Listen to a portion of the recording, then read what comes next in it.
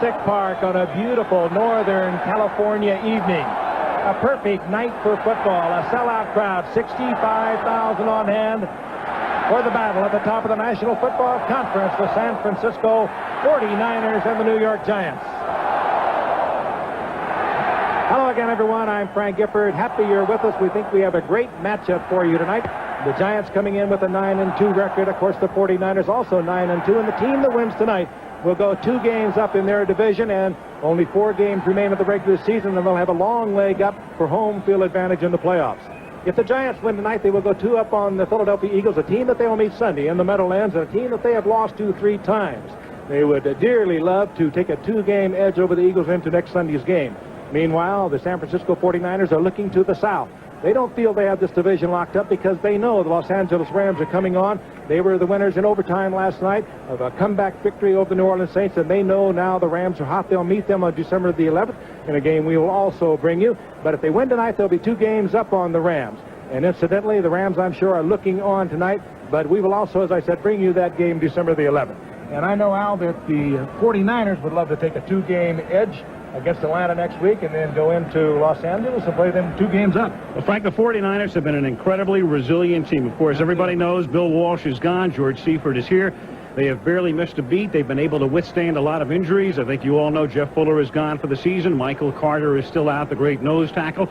And offensively, Joe Montana's missed 2.5 games and didn't practice much this week because of sore ribs. Jerry Rice didn't practice much this week because of sore ribs. They are without doubt the key components in the 49er attack. And you might say the 49ers last week against Green Bay beat themselves because they turned the ball over 4 times. They suffered 6 sacks and 10 penalties. Several of those were key as Green Bay won at 21-17. And a lot of the 49ers now admit they were looking ahead to this game tonight against the New York Giants. Biggest game of the regular season, Dan. The Giants come in like the 49ers, 9-2. What do you think of the Giants at this point?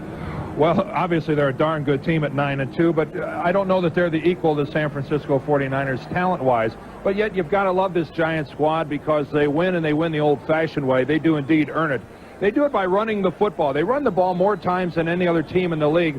And when you talk to the Giants, you get the impression that they don't think they can win tonight's game doing so. They know they've got to open it up. So look for the wide receivers and especially tight end Zeke Moa to play a big part in the Giant offense tonight. Ron Earhart, their offensive coordinator, says, we will spread the field. Okay, defensively, how do you attack Joe Montana and the 49ers? Very simply, you cannot pressure him from the corners. You must come right up the middle. Look for Lawrence Taylor, the game's premier defensive player, to attack Montana between the guards tonight. And we'll find out about Taylor right away because the Giants will be on the field defensively after the kickoff. As the 49ers win the toss, they will receive. And with Raul Alegre on the injured reserve list, Bjorn Nickmo, who was born and raised in Sweden and then was an exchange student, went to high school in Alabama, to college at Appalachian State in Boone, North Carolina, signed by the Giants. And he is their kicker for the 2nd week. And he puts it in the air, and it bounces into the end zone for a touchback. So not particularly artistic, but it gets the job done, and the 49ers will start at the 20-yard line. Now, statistically, Joe Montana is having the best season of his career, and that is really saying something. And look at that completion percentage. 70.4, and also the key figure there, 9.10 yards per attempt. The league average is 7.2. Craig and Rathman, the running backs. Taylor and Rice, the great wideouts, and Brent Jones, the tight end. And there's the offensive line. Paris, McIntyre, Sapolo, Colley, and Barton. From the 20-yard line, the first play of the game is Roger Craig getting only to the 21, and the 49er running attack this season has not been nearly as proficient as in years past. So Craig has picked it up of late. Washington, Howard, and Marshall, the front 3 for the Giants. Banks, Reasons, Cooks, and LT, the linebackers. And the secondary really coming into its own. Collins having a fine season with Williams, Guyton, the rookie out of Eastern Kentucky, and the veteran Kennard are the safeties. 2nd and 9 from the 21. Fakes to Rathman. Montana has time, then shoots it out to Rathman, who is their leading receiver, and he takes it to the 38-yard line. They love to go to the fullback. That's his 57th catch of the season. And a first down, a 17-yard gain. But it was also vintage Joe Montana. Chased out of the pocket. He stepped up. He's looking deep at this point. Now he steps up, pulls it down as he spots Rathman and picks off Rathman, who gets the first down. Rathman with more receptions than any other running back in the league this year. From the 38-yard line, after the game's initial first down, this is Craig again behind Rathman, but Marshall slows him down, and then Williams and Pepper Johnson come in to finish him off out at the 39-yard line after a short gain. Well, there's a guy really coming on strong, especially when the Giants need him at this stage of the season, is Leonard Marshall. Got 8.5 sacks on the year so far, had a sack for a safety in their game with Seattle last week, and there's Leonard, number 70, fighting off the block, not giving an inch off the line of scrimmage, and then coming in making the play on Roger Craig. They need the dominating play on the line of Leonard Marshall to be successful tonight. The New York Giants do.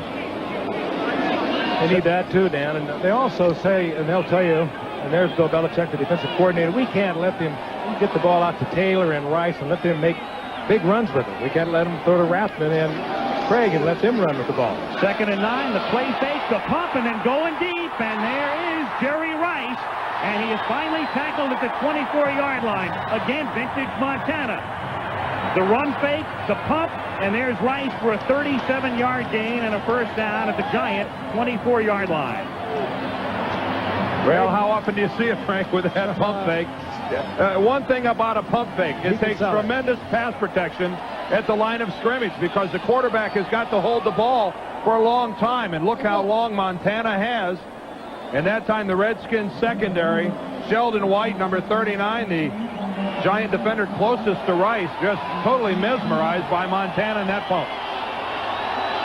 1st and 10 at the 24-yard line. Craig in motion, so everybody out into the pattern. And Craig makes the catch and goes out of bounds at the 20-yard line. Run out by Myron Guyton after a gain of 7. Correct me if I'm wrong, guys, but we've seen this before. We were here just a couple of weeks ago, and this is exactly the way the 49ers opened up a game against the New Orleans Saints. I mean, just precision offensively. And they'll never show you the same play, or very seldom the same play in the first quarter and a half of play. They were given, the offensive team last night, 15, 16 plays that they were going to run almost no matter what. So you won't see the same thing twice in this opening drive. Walls and Jones in a double tight end setup. 2nd down and 6 from the 20. Montana over the middle. That's the tight end, Brent Jones. That's the 49ers. From inside their 20, lead the league in touchdowns, long drives. The Giants, meanwhile, have not given up a point this season on their opponent's first drive. That's 4 different receivers already in this drive. Now, your head is spinning if you're out there defensively. The thing you want to do is try to shut the 49ers down early in the game if you can, because they come out and they always give you these high percentage plays. They break a tackle. They get the good yardage out of throwing underneath. And again, a different look here with a double slot. They send Jones in motion on first down from the 11-yard line. Jones makes the catch and takes it to the 5, and a saving tackle is made by Lawrence Taylor at the 5-yard line. Boy, and that's exactly where the San Francisco 49ers would like to see Lawrence Taylor, being forced into pass coverage. This time he's locked up man-on-man with Brent Jones. Nothing more than a simple 5-yard out by Jones, and LT a little late to react, a little late getting there, and has to make a tackle around the ankles, or you're right, that is a 49er touchdown.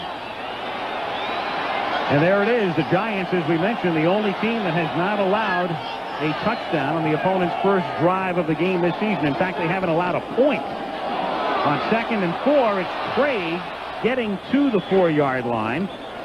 And again, it's Taylor making the tackle. It's going to be 3rd down and a short 3. Reasons also went on the play. A point to be made here, guys. There's been a lot of wet weather here in the Bay Area, and they've had to resod a lot of the field. And so far, I've seen a couple of Giants go down. That time, Terry Kennard slipped when he's trying to make a tackle. Pepper Johnson slipped a couple of plays ago, making a cut on some pass protection. There's a good look at how some of the sod is coming loose. The 49ers appear to be adjusting better to the loose traction. Field clumping as it did last week. 3rd and a short 3. Montana on a roll and a fake. Chase and then throws. Touchdown by Taylor. A great catch in the end zone. Whoa, boy. Not bad. Not bad. 80 yards, and they didn't use one play twice. Montana rolling out. He does that so well, rolling to his right. Over the years, we've seen him complete that so many times. You get the feeling Walsh left the playbook on Seifert desk, don't you? Seemingly nothing has changed. Let's take a look at him. He sprints to the right. And you know that he can pull this thing down and run with it if he has to. And there is a slip in the end zone, Mark Collins, but nevertheless, Taylor comes down and puts the Niners on the board. Mike Cofer developing into one of the best kickers in the league. Barry Helton holds. The extra point is good. That's the 15th time this season the 49ers have driven 80 or more yards for a touchdown, by far the most in the National Football League, and it takes them 5 minutes and 14 seconds to do it. So a brilliant beginning for Seifert's 49ers at Candlestick Park. They lead the Giants 7-0. A Transamerica Pyramid in the center of your shot right there on a crystal clear night. It is just gorgeous. Temperature in the upper 50s. And Candlestick Park, as it has been for every game since the middle of the 1981 season, filled to capacity. From the end zone now, a look at the 49er touchdown. Well, I want you to watch closely. Number 25, Mark Collins. He'll be at the upper right part of your screen. He slips and falls. In fact, you'll actually see a hunk of sod that has come up right there, right into your picture. Look at Collins already down on the ground, in no position to make a play on John Taylor. 3 times in that first drive, we saw Giant defenders slip and fall, and that time, the slip cost them a touchdown. It's the 49ers that appear to know how loose this sod is, keeping their feet underneath them, better able to maintain an upright position. Cofer's kick fielded at the 3 by the brilliant rookie Dave Meggett out of Towson State, and he gets it back out to the 18-yard line. And he is tackled there by the ebullient Bill Romanowski. So Meggett, for the moment, coming off the field, but Bill Parcells is saying that he is going to use Meggett on a lot of first down plays tonight in a change for the Giants. As you look at Phil Simms and his numbers, and again, he hurt his ankle in the Monday night game against Minnesota, and missed the whole Phoenix game in his back. Anderson and Carthen, the running backs, Turner and Manuel, the wideouts, Moat, the tight end, with Bavaro on injured reserve, and the huge Giant front. From the 18-yard line, Simms goes right to the air, and it is Howard Cross who drops the ball. Now, he's the rookie out of Alabama who caught a touchdown pass against Seattle last year. And again, with Bavaro injured, we see Moat and Cross taking over at tight end. Defensively for the 49ers, Holt, Kugler, and we'll also see a lot of Jim Burdett nose tackle with Fagan. Then you've got Haley, the pass rush specialist, Millen, the former Raider, Michael Walter, and Tina Turner back. He was hurt. And the secondary, Pollard and Griffin, the corners, Brooks and Ronnie Lott, the safety. 2nd and 10 from the 18-yard line. And with Meggett in the backfield, it is Moat who makes the catch, drops the ball, but recovers it himself at the 28-yard line. The difference there might be, since the ball was alive, it could have cost them the first down when it squirted out. Giants looking for a big game from Moat tonight. They know with the 49ers defense that they can free up the tight end, usually lock him into a linebacker, as they do right here. Tina Turner is there trying to cover Zeke Moat. Now, that was a Bavaro, who, of course, is the IR, and you can see it did come out. It would be a different story, but the 49ers feel that they can stay with Moat and Howard Cross with a linebacker. 3rd down and a long one from the 27-yard line, and plowing ahead goes Maurice Carthen, and that's a role that he handles so capably. Short yardage specialist, takes it out just past the 30-yard line. And Phil Simms trying some protection on that ankle in the last couple of weeks, but he's not going with that tonight. He said it was encumbering him.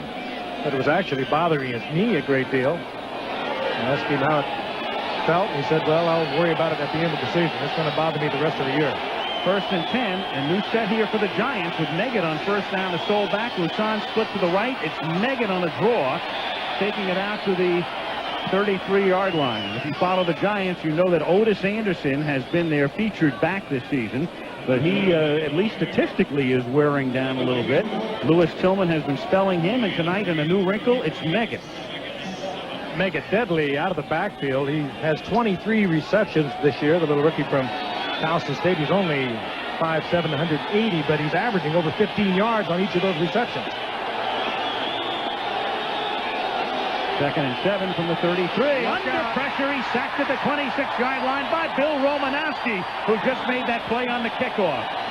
So 2 big plays for Romanowski. Well, there's a linebacker's dream. Unblocked, unaccounted for, to the blind side of the quarterback. I mean, that's as easy as this game of football gets for a linebacker.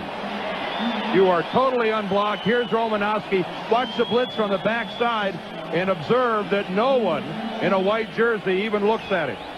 And Phil Simms, being a right-handed quarterback, never sees him until he already wraps him up.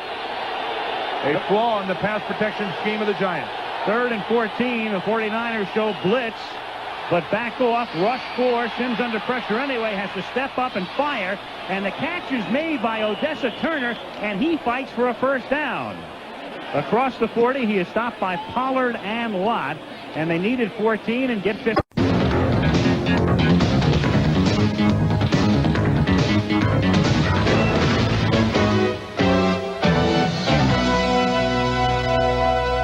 The Cowboys visited Washington in the 1983 season opener to take on the defending Super Bowl champions. But a John Riggins touchdown and 3 field goals by Mark Mosley gave the Skins a 16-3 lead as halftime approached.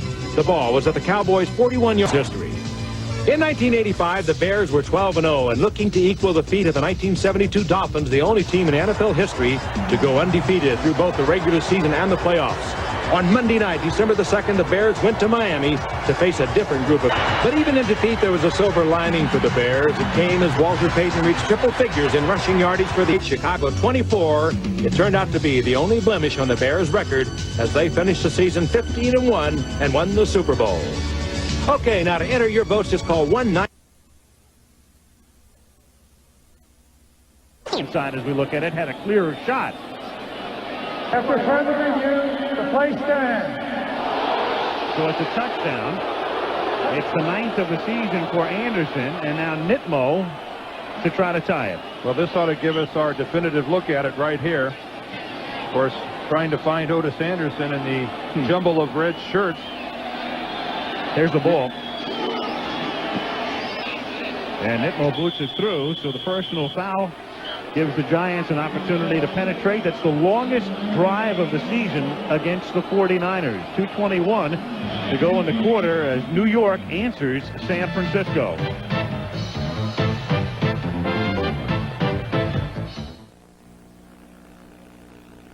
San Francisco, we played 12 minutes and 39 seconds. The Goodyear Blimp Columbia, piloted by Charles Russell, providing the spectacular shots tonight. Candlestick Park, where the 49ers, oddly, have lost their only 2 games of the season. They are 6-0 on the road, 1-0 at Stanford, and 2-2 at Candlestick.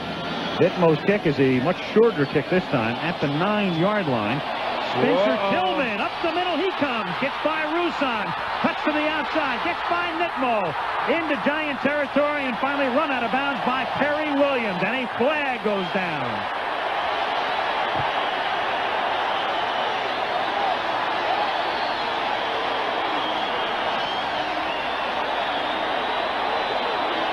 Perry Williams goes ahead and runs Spencer Tillman way out of bounds. And that's going to tack another 15 yards onto this already impressive return. And you got to give Bjorn Nitmo some credit. Foul, unnecessary roughness. Late hit out of bounds, number 23. 15 yards, first down. You've got to give some credit here to Nitmo because he's going to force Tillman back towards the sidelines. And that's the only way that Williams is able... Well, right there, Nitmo forces Tillman to the sidelines, and that allows Perry Williams to come over. But watch him follow through. Out of bounds, and then that shove, and knocking Tillman around is what draws another 15. Impressive blocking up front, though, by the 49ers and their special teams. Ooh, Tillman, look at Tillman. He's actually got the face mask of Perry Williams. Well, that kind of explains Williams and his response. Could very well have been offsetting. Yeah, Tillman got away with one that time. His left hand clearly had a hold of the face mask of Perry Williams. An old adage that's true. They always see the second one. 60-yard run back plus 15. First down at the 16-yard line. Game tied. That much time left in the quarter. Montana, great protection, and nobody is there. And one of the rare times you'll see miscommunication between Montana and Rice. There's Craig. Rice was the man who had stopped at the 5-yard line. Jerry Rice just took it down and did a turn in. He read the defense differently than Montana, obviously. He turns in right here, and Montana at that point has already released the ball and figuring that Rice was going to make the out, which he didn't. And as you said, Al, they don't do that very often. By the way, if you're wondering in regard to that penalty, that is a non-reviewable play, that face mask situation that we just saw on the run back. It's a judgment call, and that's not subject to review. Craig in motion, 2nd and 10. Montana, quick toss over the middle to Jones, who almost broke it. He takes it to the 4-yard line, and a saving tackle is made there by Myron Guyton. You know, the Giants come with a blitz from the outside. Lawrence Taylor comes from the outside, but the quick set, the quick release of Joe Montana, and the very short pattern just dumping off to the tight end is just removing LT from the game so far. Blitzes from the outside by this guy are really not going to have a great deal of effect against this 49er in their short passing game. It's a 3-step and a release. He's hard to reach. Rice and Taylor both set up on the right side. Split back formation from the 4-yard line, and Montana looks to the right side. There is Rice, and he's in with a touchdown.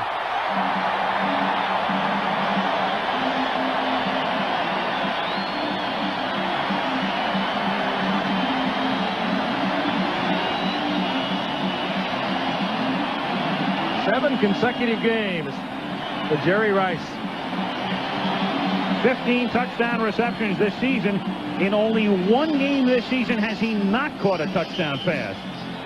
What an athlete he is, too. Now, this curve, very easily, he could have been kept out of the end zone by Terry Kennard. He's strong, but Jerry Rice makes it look so fluid, so easy. And yet, nevertheless, he's a great athlete. What a brilliantly conceived pattern. Just outstanding. Gopher's extra point is good, and so far this game is very much living up to the pregame expectations. Terry Kennard is put in a position where he really has very little chance. Here's Rice here in the slot, but watch John Taylor drive upfield, and then Rice goes in behind him, and Kennard has to try to stay with him. Look at the break to the outside. Terry Kennard has to break underneath it, and that's almost impossible. How are you going to keep Rice from catching it, and then how do you keep him out of the end zone? A job nobody wants. And a little trivia for you. The Giants have not run a kickoff back for a touchdown since 1972, and that's 1,000 kickoff returns. Rocky Thompson, wasn't he the guy that did the last one? He was the man. Opening day, 72. #1 draft pick. Didn't stick around very long. So long ago, the Lions were playing at Tiger Stadium. Lee Rousson runs back the kick from the 5 and gets banged down at the 22, and it's now 1,001 kick returns. 1:08 to go. We'll keep you posted. Yeah, 1:08 left in a wild opening quarter. Stay tuned. No, they're on the edges of their seat. IBM presents You Make the Call. Bill Sims of the Giants loses the ball as he's hit preparing to pass against the Chicago Bears. The ball goes forward and contacts the ground. Now you make the call. Is this a fumble or an incomplete pass? Because Sims did not have possession of the ball when his arms started forward, the resulting loose ball is considered a fumble. So does Anderson, and he breaks free for a first down. Out to the 37-yard line. He is tackled there by Matt Millen. So the first play on this drive for the Giants picks up first down number 6 for them, and that's a 14-yard pickup. That's really a capability of Otis Anderson, as you see his totals for the year. 19 receptions coming in. That's number 20. And really, stop and think about this. This is a guy that, when he was with the then St. Louis Cardinals, had a 70-plus reception year. So he's got skills coming out of the backfield. Utilized primarily as a runner, though, with New York. From the 37-yard line, Sims pressured, and down he goes at the 32. He is dragged down by Pierce Holt, who is developing into one of the fine defensive ends in the league, and that's 6.5 sacks for Holt this season. And you could give Haley an assist, the leading sacker for the 49ers, who can really put the pressure on a quarterback. Here is Holt coming from the inside. To his outside comes Charles Haley that forces Sims to step up. And down goes Phil Sims. Yeah, Charles Haley coming from the far side is really the guy that caused it all to happen. It's Pierce Holt that ends up falling on it, but Charles Haley may have knocked down Phil Simms even if Holt doesn't get there in time. One of the premier pass rushers in the NFL, Charles Haley, adds to his total. End of the quarter, 14-7. 49ers, and ABC's Monday Night Football returns after this message and a word from our ABC station.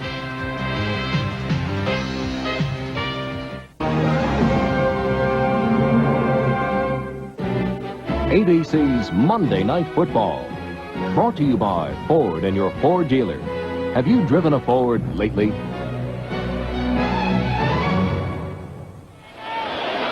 And we're back at Candlestick Park and up in the blimp. Our guys up there sending best wishes to the Bay Area. You're coming back, and aren't they ever? And looking great. Spectacular shots from the Goodyear Blimp Columbia tonight. 2nd and 14, and Phil Simms under pressure again. Stepping up and running it out to the 39-yard line where Michael Walter makes the tackle about 8 yards short of the first down. Kevin Fagan also in on the play. Michael Walter getting credit for the tackle, and there are the numbers through 15 minutes. Relatively even. I guess the only difference is the big kickoff return by Spencer Tillman, which gave the 49ers the opportunity to just have a short drive to a touchdown. 3rd and 8. The Giants come up with 4 receivers, and Roussan stays in the block, and then he goes into the pattern, and Simms fires to the 50, and Odessa Turner makes the catch. First down to the San Francisco 45-yard line, tackled by Pollard, and down on the ground is the Giants' William Roberts. Very slow in getting up, the big guard out of Ohio State.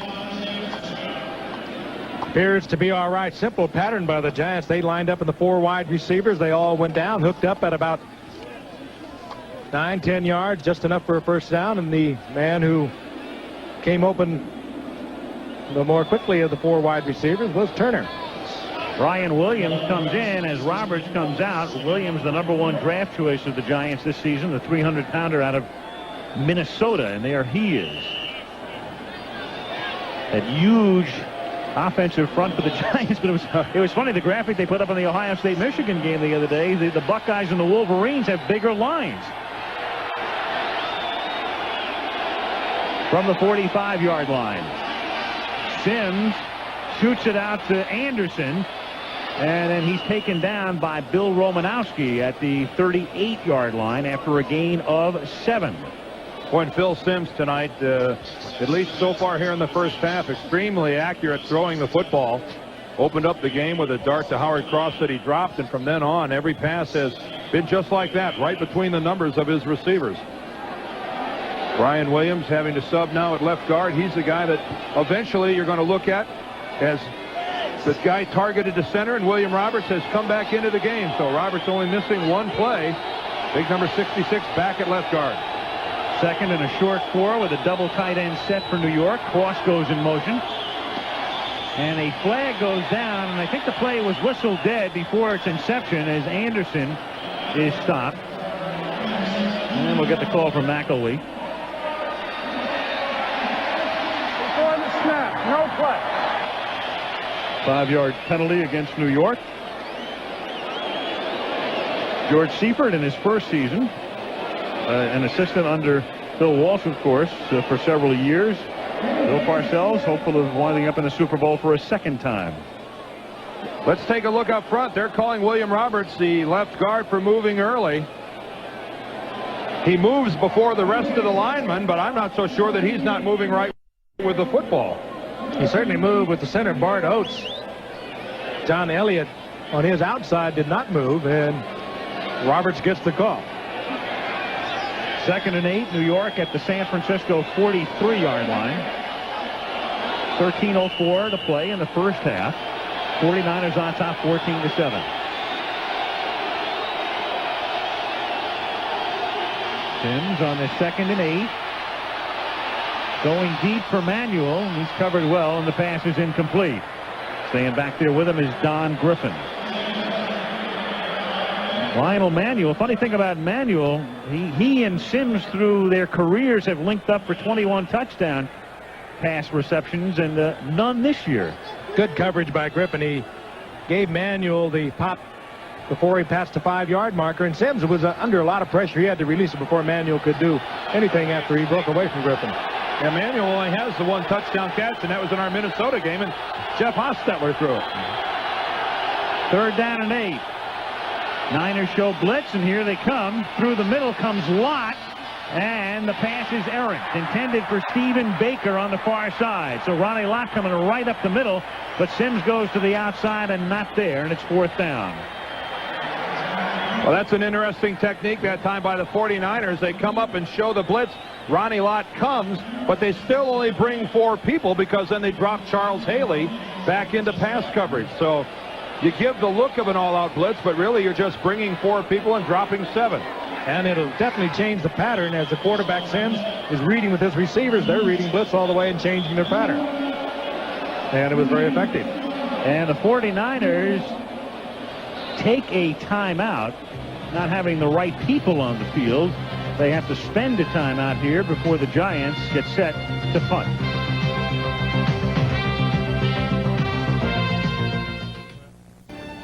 The biggest thing for me was being a Pittsburgh Steelers fan at that time. They'd gone through some ups and downs, and then finally see them having a lot of success. On 2nd down and 8. Swans wide open. Touchdown. My best Monday night memories come from watching the Steelers and probably especially Terry Bradshaw on Monday Night Football. And back we come, and there is the Bay Bridge, closed for a month, reopened on the 17th of November, and a lot of traffic. That's a nice sight to see, a lot of traffic on the Bay Bridge after that 30-day period. Sean Landeta, who leads the league in net punting, angles this one, but he doesn't get it to the corner, and it bounces into the end zone for a touchback, and out it comes to the 20-yard line. Niners will take it there, and we can tell you that. Coming up this Saturday, an exciting doubleheader, college basketball. There's Digger Phelps, his Fighting Irish to take on Louisville, and you'll see it at 2 Eastern time and 11 in the morning Pacific from the Hoosier Dome in Indianapolis. And then the second half features either LaSalle against DePaul or the Wildcats of Arizona, coming off their win over Michigan the other day, taking on Oregon State in Corvallis, where it's always tough for the opposition. From the 20-yard line, the play fake, Montana throws to Taylor, and Taylor for 18 yards to the 38 and a 1st down. It's not really premier duty to have to play cornerback against the San Francisco 49ers, and that time Mark Collins was really giving a lot of ground. Watch the cushion that he gives to John Taylor, and when Taylor makes his move back to the inside, Collins slow to close. The problem when you give him that room, you give him the completion, and he almost broke that one. Well, that's something that both Taylor and Rice do so well, their ability to run after the reception. Here's Craig, who is set out as a flanker in motion, and Montana throws back, and the catch is made by Taylor, and he takes it. He was the 2nd or 3rd receiver, with Carl Banks making the tackle. Wow, that was beautiful. So Montana looks to Rathman, he looks to Rice, he still has time and the poise. Has there ever been a quarterback that's had better pocket awareness than Joe Montana? I mean, you're right, Frank. He sees who's coming after him. He's eluding them, and at the same time, he's monitoring his receivers downfield and always finds the open guy. I've never seen anyone better at doing it. With Jones in motion, here's Craig taking it across the 50 to the 49-yard line, and a 1st down with Jones leading the way. A critical sequence here for the New York Giant defensive team. Trailing 14-7, and the 49ers once again, there's Bill Belichick, their defensive coordinator, and boy, these guys are feeling a little heat right now. They cannot allow the 49ers to continue on down the field and get another touchdown. Giants in their first 11 games this season had allowed only 20 points in the first period. And they allowed 14 tonight, and the Niners with a 1st down, and Craig gets wrapped up, but still is able to plunge forward to the 45. So he turns a 2-yard gain into a 4-yard gain. Howard and Reasons in on the tackle. This has been the year of the pass for the 49ers. Craig has not had a 100-yard rushing game since the opening game of the season. But nevertheless, they keep going with it, keep showing it, keeping your defense honest, and they have been living by the pass, even though they're numbers of attempts, rushing and passing, are fairly equal.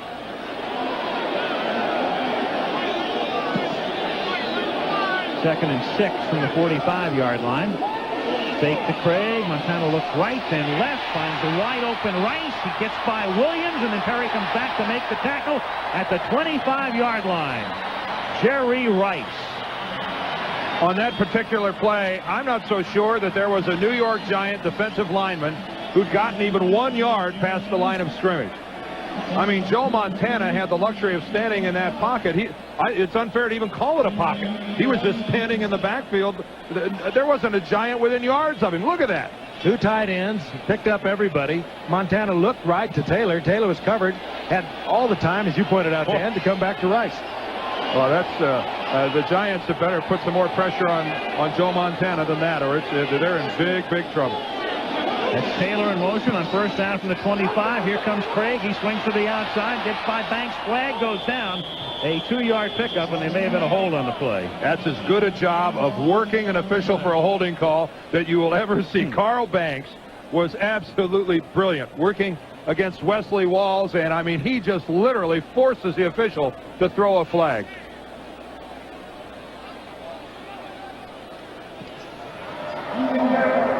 Number 89, offense, 10 yards, first down. There's John Taylor working downfield to the right of your screen. There's Walls working against Carl Banks, and Carl Banks literally just throwing his arms up in the air saying, he's got me, and he drew the flag. There's another look at it, and of course, he did have him. The right hand of Walls clear up on the shoulder pads holding Carl Banks. 6-year linebacker against the rookie tight end. First and 20. Swing it out to Craig, and he's taken down one-on-one by Williams at the 35-yard line.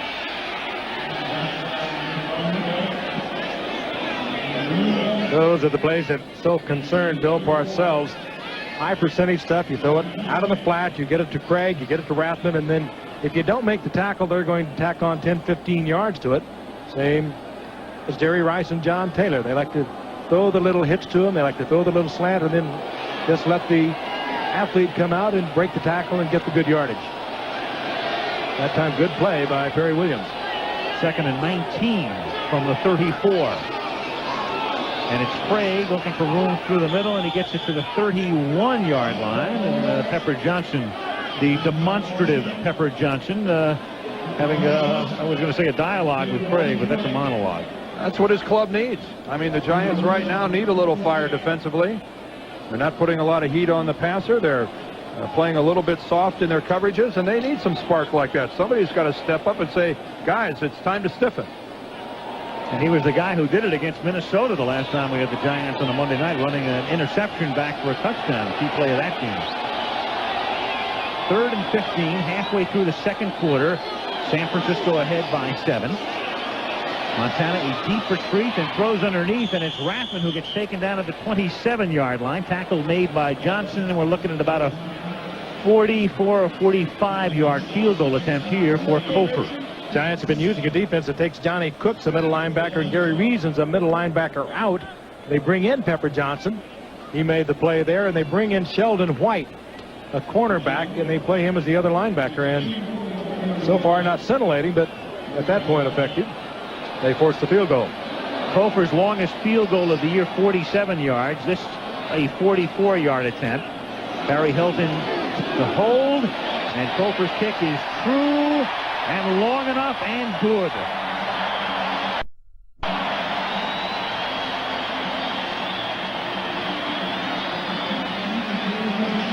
So Mike Kofer tacks on 3 more. 5 points tonight for him and 97 for the season, and San Francisco leads by 10. 3 series, 3 scores. Tough to do a whole lot better for the 49ers and their offensive team. Wouldn't want to punt for him, would you? He now has 97 points and leads in DeHaas of Houston and Treadwell of Denver in the scoring race in the NFL, leading the league right now with 97 points. In this, the 12th week of the season. Final game of week 12. Kofer sends it down on one hop to the 10-yard line, and this is Meggett, Dave Meggett, the rookie, and he is taken down as he brings it back out to the 37. And I got to say one thing, it's real tough to look any better than the 49ers have looked tonight on offense, and it's as if Walsh has never left in a way. Well, they are the #1 offense in the league, and I think for the Giants, Dan, they have to stay with what they came with.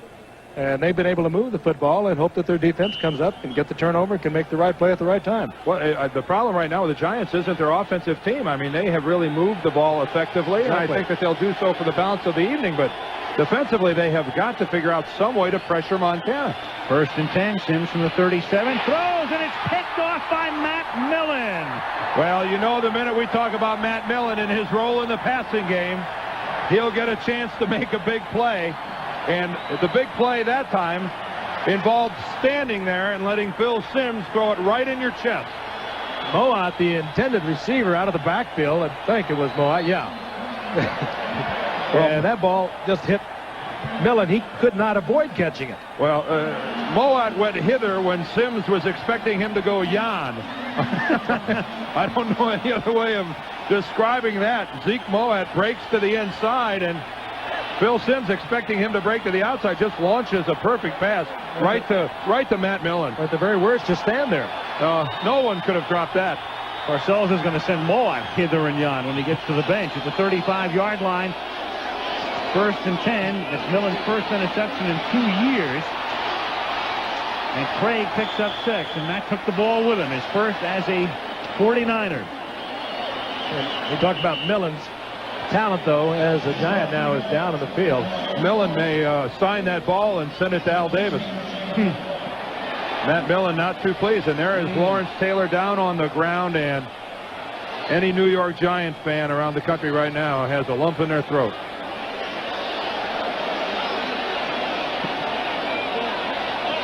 Lawrence Taylor in obvious pain the way he's rolling around. And here's a guy who, and we all know how he plays the game, but he has been through his career, which is now incredibly in its 9th season, remarkably durable. Very infrequently injured. Remarkably productive as well. The most dominating football player I've ever seen. He's had a lot of problems. He's always been able to play with it. He had a pulled hamstring a year ago that he missed some action with that. Other than that, Lawrence Taylor, now in his 9th year, has been injury-free. So for the Giants, now down by 10, now faced with the 49ers driving in their territory, and now, of course, faced with the prospect of losing, at least temporarily, Lawrence Taylor. And they are looking at the right knee. So it comes at the end of a play on which Craig goes to the right, picks up about 6, and the clock is stopped with 6:29 now remaining in the first half of Candlestick Park. That's Dr. Russell Warren. He's the orthopedic specialist with the Giants. Travels with him, and they are looking at the right leg of Lawrence Taylor.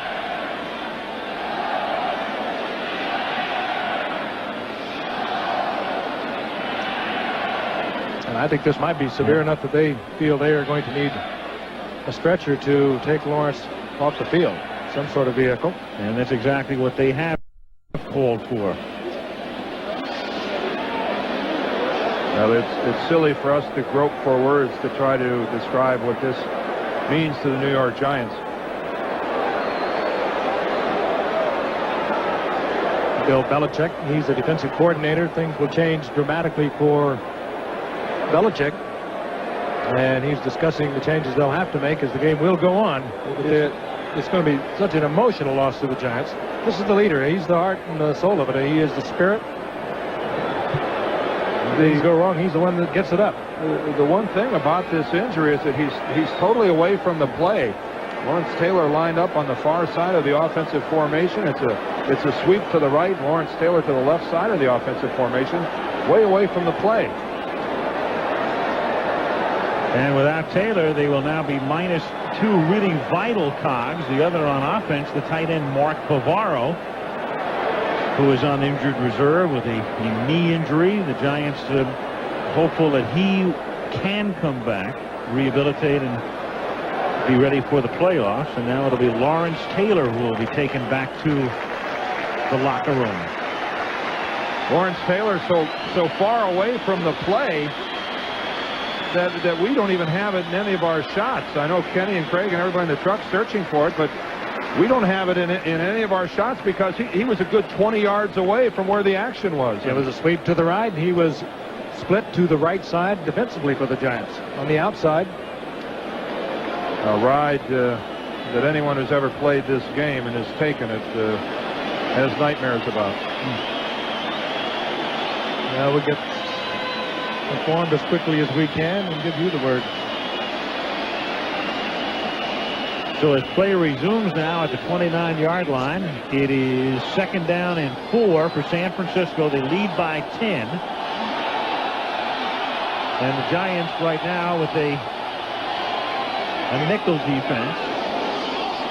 As Montana throws on a slant to the 20-yard line, it's John Taylor, and he has a first down at the 17 as Perry Williams and Pepper Johnson come in to make the tackle. We just want to explain a little bit why Lawrence Taylor is here. He is at the top of the formation, and you're going to watch him just tied up here. We're looking at a sweep that comes all the way down here. You can follow Lawrence until he moves out of our camera angle, but that's why that we can't find him anywhere. You can see how far removed he is from what's happening on the field, and unfortunate and very rare to get hurt when you're that far away from the action.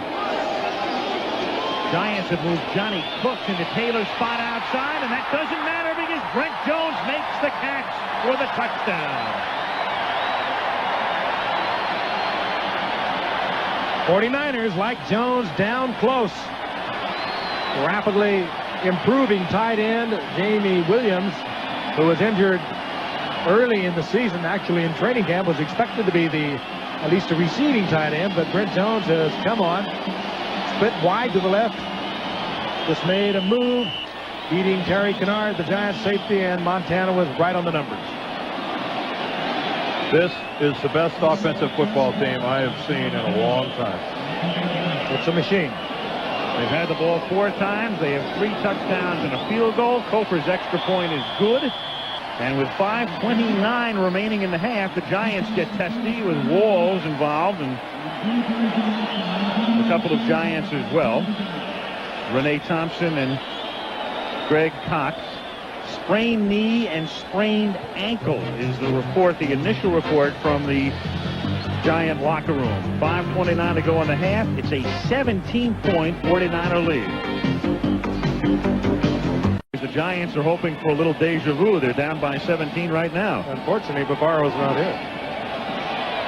And now neither is Lawrence Taylor. Koper's kick taken at the 6-yard line. This is Mark Ingram, who gets spun around and taken down out at the 26-yard line. And the Giants with a pretty key drive upcoming, down by 17, and another scuffle breaking out. Greg Cox, a former 49er, now the Giant special teams performer and safety, playing B guy, renewing old acquaintances. They've been using him at the linebacker position and on special teams. So the Giants now, who drove 82 yards for a touchdown earlier. Jim Burt is in at nose tackle for San Francisco. First down from the 26-yard line. Sims has to dump it off, and it's incomplete. And the 49ers want a penalty here, and Bob McElwee says no. Speaking of Jim Burt, let's pick up the maternity watch. We mentioned he became a new father again. Father, he has a young son named Jim, and if Colleen, his wife, is watching, congratulations on your new little Ashley. A little daughter born this morning at 11:28 a.m. Eastern Time, and the biggest help of all, the wife of his combatant right now, Bart Oates, who was there all the time. And what an odd situation this is. Oates against Burt. 2nd down and 10. Sims to the far side, and he has run out of bounds. And of course, it was Burt who provided so much of the pregame hype that we saw, so much written and said this week about Burt, and he's going to knock Parcells down on the far side. And we saw him yesterday, and he says, give me a break with all this It's so much fun, and I think he was kind of hurt. I think he felt that Parcells took this serious. You never know about Parcells. He may be using like enemy clippings or something to get his team involved, but there's Burt. He's not chasing his good friend, Phil Simms. He wasn't exactly closing ground between himself and Phil Simms. 3rd and 5 from the 31-yard line. With a 4-man rush. Simms gets taken down by the ankle at the 27 by Pierce Holt. And that's his second sack of the night. And this one is getting out of control. Well, that one's a solo. No help from Charles Haley there. This is Phil Simms just not able to find anyone. You label this one a coverage sack. You credit the secondary. They've just blanketed everyone, and Pierce Holt gets a hand on the ankle, and down goes Simms. Sean Lendetta kicking, and backing up is John Taylor inside his 20-yard line. Sprints for the sideline and gets bumped out at the 32 by Greg Jackson. And so the 49ers, who have not been stopped yet, 3 touchdowns and a field goal, have it out at the about the 33. Joe Montana, 3 Super Bowl rings. The 49ers, unquestionably the team of the 80s. They've already clinched the best regular season record for the decade. They came very close to going into another Super Bowl. You'll recall in the championship game with Washington in '83. A very curious call at the end of the game cost them that game. And here they are trying to go to the Super Bowl for the 4th time in the decade. From the 33, Roger Craig turns it into about a 5-yard gain as Banks and Washington converge on the stop. Johnny Cooks out there also stripping the interference. Now, Johnny Cooks came to the Giants last year as a free agent from Indianapolis, the former #1 draft pick for Indianapolis, where he played outside linebacker, and when he came to the Giants, they moved him to the inside, so he's not unfamiliar with the spot he's playing, but he also is not Lawrence Taylor. And he would be the first one to tell you he does not provide the speed, the quickness, and it is a relatively new spot. He hasn't been out there since he was with Indianapolis. Craig in motion, 2nd and 6. Montana fires. There's Rice again at the 50. Great move to the outside of the 47. They've got to play him so soft. The amazing thing about Rice, he can be whatever you want him to be. The deep threat, how many bombs has he caught in his career? He can also be a possession receiver. Anything. And he does shake off the tacklers. And you know what else the guy is? The guy's remarkably durable. The guy's got, it's the upper 70s, almost 80 games without missing a game, and that's, I mean, that's when you're the complete ball player. You're not a guy that plays 2 and has to sit 1 out and then comes back and maybe can play for a month, and then a little thing keeps you out. I mean, here's the total package. There's the guy that's everything. From the 47-yard line, it's 1st and 10. And this is Craig. No gain. We talked about Rice at the outset tonight, the fact that he didn't practice much this week with the damaged ribs. He had damaged ribs before last week's game with Green Bay, still caught 9. We watched him last night. He dropped a whole bunch of passes when the 49ers were out here loosening up. But when the lights really come on and the cameras come on, he is a prime-time player, as Dick Vitale might put it. The other thing they say about him is that as the game goes on, they can send him on fly after pass route after pass route, and he gets stronger. And as the defensive back perhaps starts to wear down a little bit, that's when you have to watch him. 2nd and 11 from the 48. 2.5 minutes to go in the half. Montana hits Rathman, and Rathman is taken out of bounds at the 41. He's shy of the first by 4. Myron Guyton with the tackle. Could there have been a less likely candidate to develop into a star NFL receiver than Tom Rathman? I mean, here's a guy that plays at Nebraska. I wish he'd take his helmet off. It leads all NFL running backs. We've been talking about that. Now, here's a guy, his entire career at Nebraska only caught 5 passes. Now, you talk about an underutilized talent. Now, granted, Nebraska doesn't fill the air with footballs, but I wonder if they knew what kind of a receiving talent they had in Tom Rathman. 3rd and 4 from the 42-yard line. Montana and escapes, fumbles, and the Giants have the football. Bob McElwee says New York ball. Terry Kennard comes up with the recovery. With 2:20 to play in the half. And that is exactly what the Giants needed at this point. And said it a moment ago that secondary should reserve this fumble recovery because Montana really had no place to put it.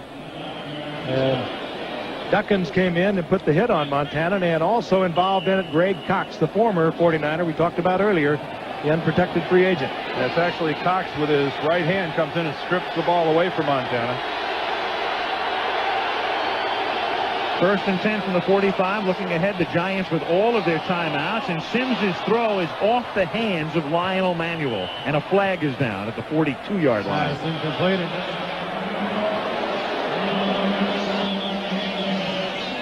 And Manuel comes up limping. Personal foul, roughing the passer, 94 defense, going to the head, 15 yards, first down. Charles Haley Just thumped Phil Simms as he came by. A major thumping. They move Haley all along the line of scrimmage. They'll have on the right side of the left side. Usually defensively they roll the zone to Haley. But he's the man that Phil Simms is keying on to determine what kind of pass coverage, what kind of pass rush is going to be. 1st and 10 from the 40. This is Meggett. And that little counter play didn't fool anybody. He is stopped at the line of scrimmage after the play fake. Pierce Holt gets credit for the tackle at the 40-yard line. And that'll take us to the 2-minute warning. So the Giants have all of their timeouts left. It'll be 2nd and 10 at the 40 when we come back to San Francisco with the first. It is scheduled to see a lot of action tonight. And once again, the 49ers take a timeout. The defensive team of the 49ers, George Seifert, the former defensive coordinator, now head coach, they like to substitute liberally.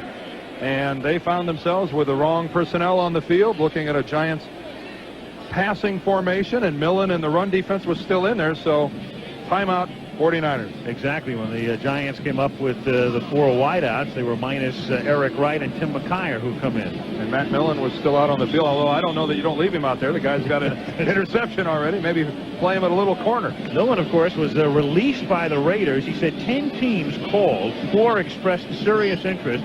He considered very seriously going to Seattle because his old coach Tom Flores went up there to become the president of the team, but he said something like an extra $150,000 from Mr. DeBartolo's cash bill settled that issue.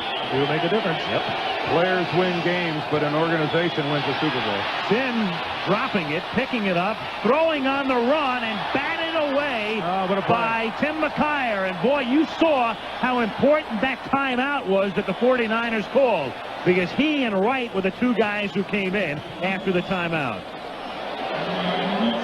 Sims could have picked up a little earlier on Ingram, and it would have been an easy 6. Sims under a little pressure after he drops the ball almost to the line of scrimmage, and right here Ingram is wide open. And a great play, a diving deflection by McKyer. Odessa Turner, the intended receiver.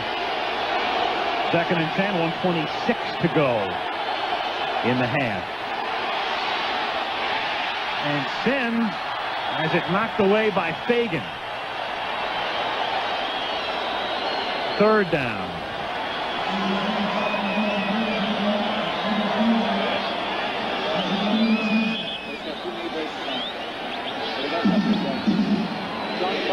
As an offensive lineman, sometimes it really works out better for you if you run your guy past the quarterback. There's an example of the Giants' front wall doing such an effective job of neutralizing Fagan up near the line of scrimmage.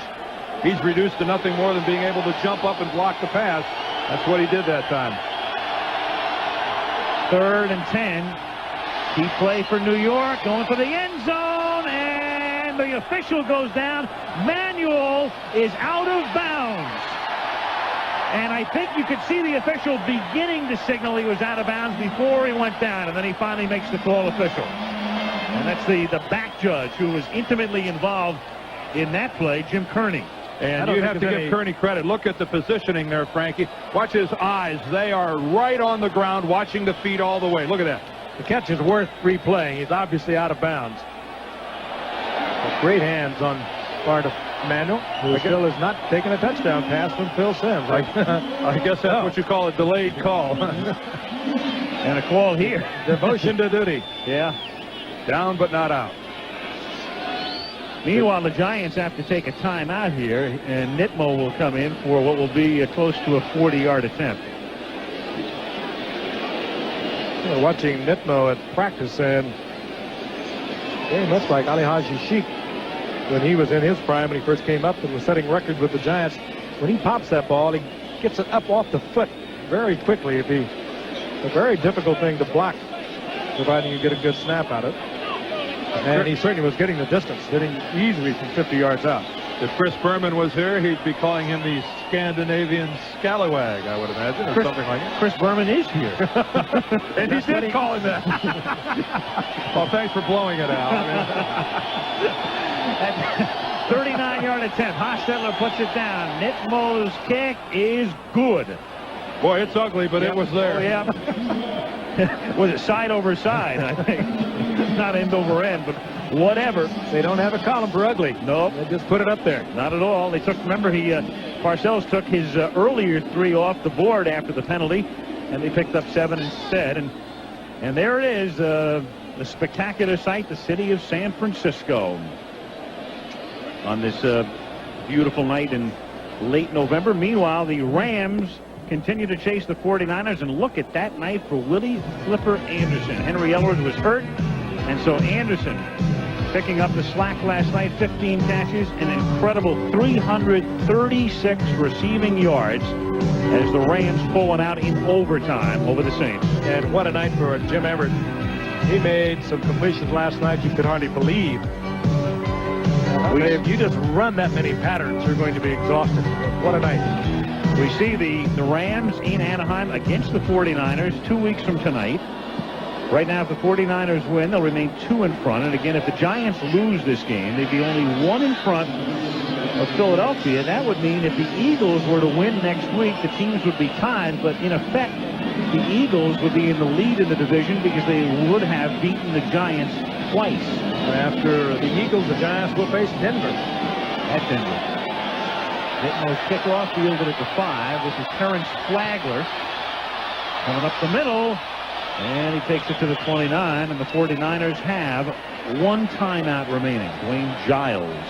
Of course, Denver, a winner yesterday. They've already moved to that 10-2 mark, and the winner of this game will join Denver with the best record in the National Football League at 10-2. And boy, that's talk about Dan Reeves and the Denver Broncos. What a turnaround, and clearly the most improved team in the league, especially defensively. It's been a long time since I've seen one turn around like that. And of course, there's an off night for Joe Montana, only 17 of 18. Yeah. Got to be looking to Steve Young here pretty soon. How did he blow that one? From the 29-yard line, he's going deep for Rice, and a little too deep. Sheldon White had good coverage, and then Rice got behind White, but the ball a little overthrown. Sheldon White had great coverage. I mean, he's really there stride for stride with Jerry Rice, but like all great receivers, at the last second, in that last stride or two before he tries to catch it, Rice has that little shifting of gears that allows him to move about a half a yard beyond White. But give Sheldon White credit. That's excellent coverage for a guy locked up one-on-one. And not a bad pass. Just with that kind of coverage, he had it just off the fingertips. Guy 17. Moving 40, 50 yards in the air. Guy 17 of 19. That's time to ride the pine a little bit. 2nd and 10. Here comes Craig on a sweep behind McIntyre. And he's taken down by Kennard. Out at the 34-yard line. And the clock stops with 50 seconds now remaining in the first half. And at the half, as usual, you'll have a chance to vote. We've got some unusual plays for you tonight. Ooh, to say the least. Yep. I mean, real unusual. Get the vote on memorable moments. There it is. Greatest moments. Andy Reeves. I'm not so sure about that. You don't want to miss this. Don't go too far. In fact, the double D may play a prominent role in our halftime tonight. 3rd and 7. And Craig gets banged down by Pepper Johnson. Pepper doesn't know what the score is. Yeah. And you're not supposed to. And there's Parcells screaming for a timeout. Yep. Pepper should have signaled T. Meanwhile, you got another little skirmish breaking out. Steve Wallace, the tackle, and Carl Banks changing some pre-holiday wishes. Yeah. One of the reasons that Parcells wanted that timeout, he wants a chance for Meggett to return the football. He's got a averaging in double numbers, and here we'll go back and pick up another memorable moment. That's yesterday in the Washington-Chicago game. Mark Rippon had a sensational day, and Art Monk made that catch for a touchdown as the Redskins bombed Chicago 38-14. I refuse to stand back and give credit to the other people because we think we are absolutely an atrocious football team at this point right now. I doubt we have to play the rest of them, but there's no question in my mind that we will be fortunate to win one more game. This is just not a good football team, and I fooled myself. I thought we were. And for the first time in a while, some people are beginning to believe Ditko when he says that. Here's the punt by Pelton, fielded by Meggett. And Meggett snakes his way out to the 34, and here we go again. One of the games the Bears has to play is against these 49ers. I can understand Ditka's thinking. And Chicago plays Minnesota next week in what's now a huge game in the Central Division. A division featuring the Packers. And the Pack is back. You know, you talk about Mike Ditka, though. It's an unusual psychological ploy for a coach to talk like that. Normally, coaches are the fountain of eternal optimism, and to hear a coach talk like that, I guess the players on the Bears know how to take it, know what he's trying to tell them at least. Here's Sims knocked down, sacked by Pierce Holt, and then Larry Roberts comes in to help finish him off. A big half for Pierce Holt. I guess so. He had 5.5 sacks coming into the game tonight, and that's just grinded out football. That's nothing pretty. No blitz, nothing on, everyone straight away, and Sims no time to even look downfield. Good move that time against the center, Bart Oates. And there's Holt again making the tackle, and boy, this guy hates for this half to come to an end. He'd rather keep on playing. He's making everything happen. Meggett running out the clock. And so the Giants go back to the locker room where they'll check on Lawrence Taylor if he joined us late. He's out. Injured knee, injured ankle, carted off the field. And these two teams, each 9-2, have played 30 minutes, and it's San Francisco leading by 2 touchdowns. With Monday Night Football ready to return after a commercial, a message from the National Football League, and a word from our ABC station. To the 7-yard line. He had all kinds of trouble with it. Mike Wilson down there to make the tackle, and the Giants will start in a hole as we begin the second half, and you take a look at the numbers through the first 30 minutes of play. Well, the numbers, needless to say, reflect the dominance of the 49ers and their ability to move the ball. Offensively, 227 yards in total offense in half number 1, and of course that's further reflected in Joe Montana's numbers, who had just about as good a first half as a quarterback can have. With the exception of his one fumble, almost a perfect half. Cross in motion from the 8. Sims on a roll and under some pressure and chased by Haley and fires. And it is out of bounds. No good. Zeke Moat, the receiver.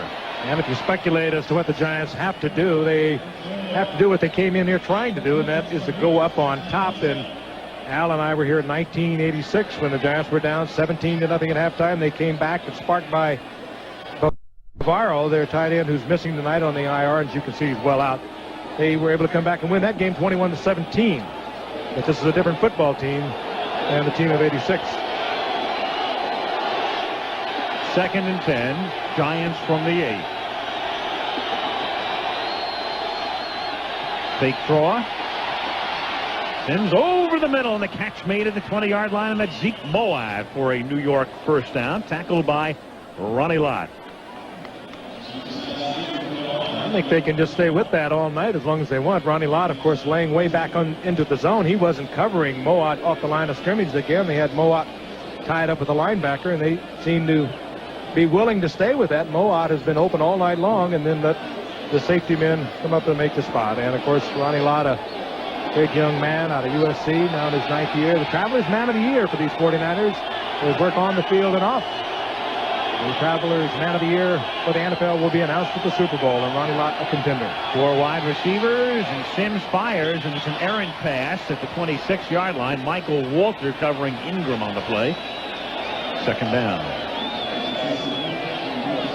Michael Walter, he's one of only 2 49ers who have started every game on defense this year. Only Charles Haley and Walter, and that really points up what we talked about at the beginning of the telecast tonight. They have been able to withstand so many injuries.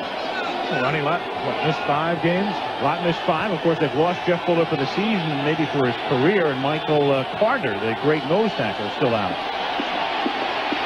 Sims on 2nd down, and finding the seam is Manuel, and it turns into a big gain to the 47-yard line where Chet Brooks makes the tackle. Well, and this is a very effective job of quarterbacking now by Phil Sims. Set some of these up by working inside, going to his tight ends, and now the crossing pattern working underneath is Lionel Manuel. And you know, that's a type of a reception that when you look at it on the field might have been broken for a much bigger play by someone who has more foot speed than Manuel. Not a real fleet receiver. 1st down, a little screen out to Meggett. He's into 49er territory. He's inside the 30. He's inside the 20. Meggett staying in bounds. Touchdown. Oh, that's a big-time play. I didn't see any way that Meggett was going to get into the end zone. He was cut off and boxed off. That's a superlative job, Frank, of using the sideline, staying in bounds, and evading a tackler. What a move he put on Chet Brooks. Let's pick it up at the end. 49ers anticipating pass. Giants come at the screen, gets a good block, springs it into the open. Now watch, he almost looks like he's playing like he's wide open, then he eases off and puts it into another gear. He eases up and takes it right away from Chet Brooks. Brooks had the angle. Brooks had everything.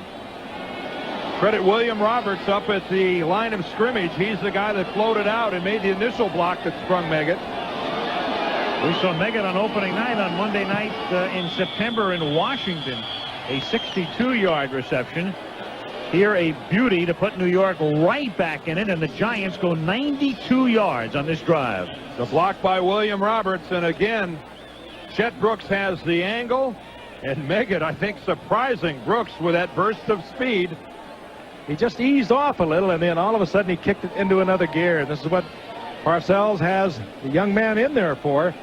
Almost like returning a punt for Dave Meggett, who has done so much for the Giants, and they come rumbling back to make it 24-17. And Phil Sims says, we did it once before, we can do it again. Candlestick Park, where the 49ers had led by 17. It's now down to 7. And the Giants to kick off. Jorn Nitmo puts it in the air. Sends it down to the 6-yard line. Terrence Flagler can't turn the corner, and he's taken down by Renee Thompson, who's done a tremendous job on special teams for the Giants this year. Let's go back and take a look, but watch the block right here. Here's Meggett, but William Roberts, a former Buckeye, is the guy that springs this play. Just take a look at it. He swings out, and there is the block right there on Johnny Jackson, and that allows David Meggett to just take over. And from here, though, it's all Meggett. And Chet Brooks got nothing but air, and I'm sure he wants to see the film to try to figure out how that happened. 49ers from the 17, and Montana will put it up. Their first play of the second half is a reception by Rathman. He gets to the 25, a little short of the first down. Reasons and Johnson in on the tackle.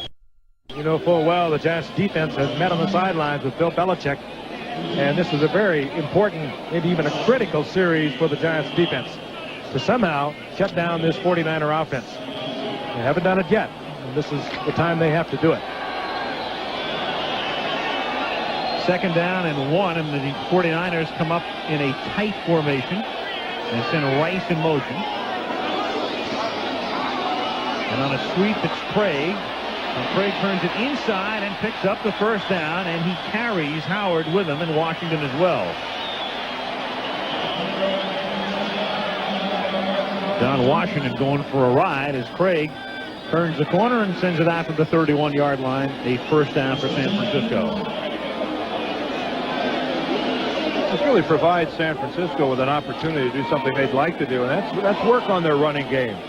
Joe Montana is having such a brilliant year throwing the ball that the running game of the 49ers has been somewhat neglected. Roger Craig's average is down almost a yard per carry, and as you get closer and closer to playoff time, it's the opportunity all coaches look for, a chance to work on the ground attack.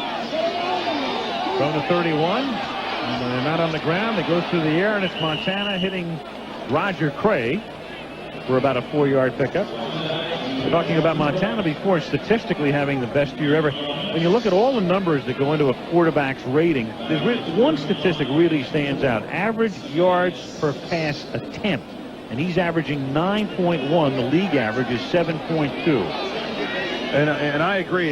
That's a really meaningful number. But I tell you what I like, Al. I like the ratio of touchdowns to interceptions. And we're dealing with a guy here that's got 22 touchdowns and only 4 interceptions. That works. 5.5 to 1. Here's Craig. Out to the 39-yard line. You get a flag down. There was movement in the line before the inception of the play, and Bob McElwee will tell us that the penalty is against the Giants. Giants going with 4 down linemen now, with Taylor out of the ball game and trying to get the pass pressure with the 4 big men up front. Offside, 74, defense, 5 yards, second down. Meanwhile, Taylor still in uniform, but highly doubtful he could play. That's Eric Howard, the nose tackle, a player who really wants to be noticed, a guy that wants to move out of the shadow that was cast by the former Giants nose tackle for 8 years, Jim Burt, who's now here with the 49ers, a bigger, stronger, more active version than Jim Burt, but still has room to prove something. Jim Burt was a great player. 2nd and 1, pretty much a free play, and Montana exploits it by hitting Jones along the near sideline for a first down to the 49-yard line. Brent Jones.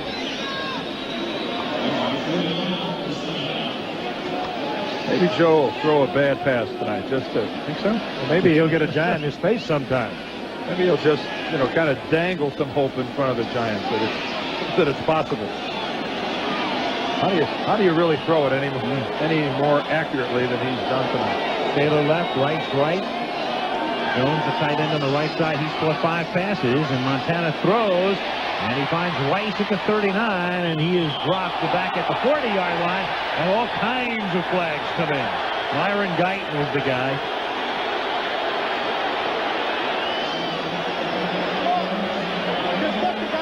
Well, there's no disputing the lateness of the hit, and then that's just an obvious sign of Personal frustration. foul, unnecessary roughness, 28 defense, 15 yards, automatic first down. He means 29. He means 29, and Jerry Rice is down clearly and down for a while before Guyton comes in. And that's just not a very smart play. You hit it on the head. That's just total frustration. The Giants in a 5 defensive back zone defense. Rice finding the opening. Montana with all the time in the world gets the ball in there, and Guyton totally frustrated and comes in late. Ridiculous play. Cost your team. Cost your team dearly. 10 minutes to go in the 3rd. San Francisco leading by 7. Here's Craig on first down. Nothing doing, and he's twisted around by John Washington. Give Johnny Cook some credit there. He's the guy that disrupted that play by getting upfield, taking on the lead blocker, and kicking it to the outside. John Washington comes in and cleans up, but there's Johnny Cook, the former Indianapolis Colt, the #1 draft choice there, who really sitting inside here for the Giants, plays a little outside linebacker, plays inside. Giants need a big play. The Giants need either a 49er error or someone on their side to come up, step to the line, and make a big play. 2nd and 10.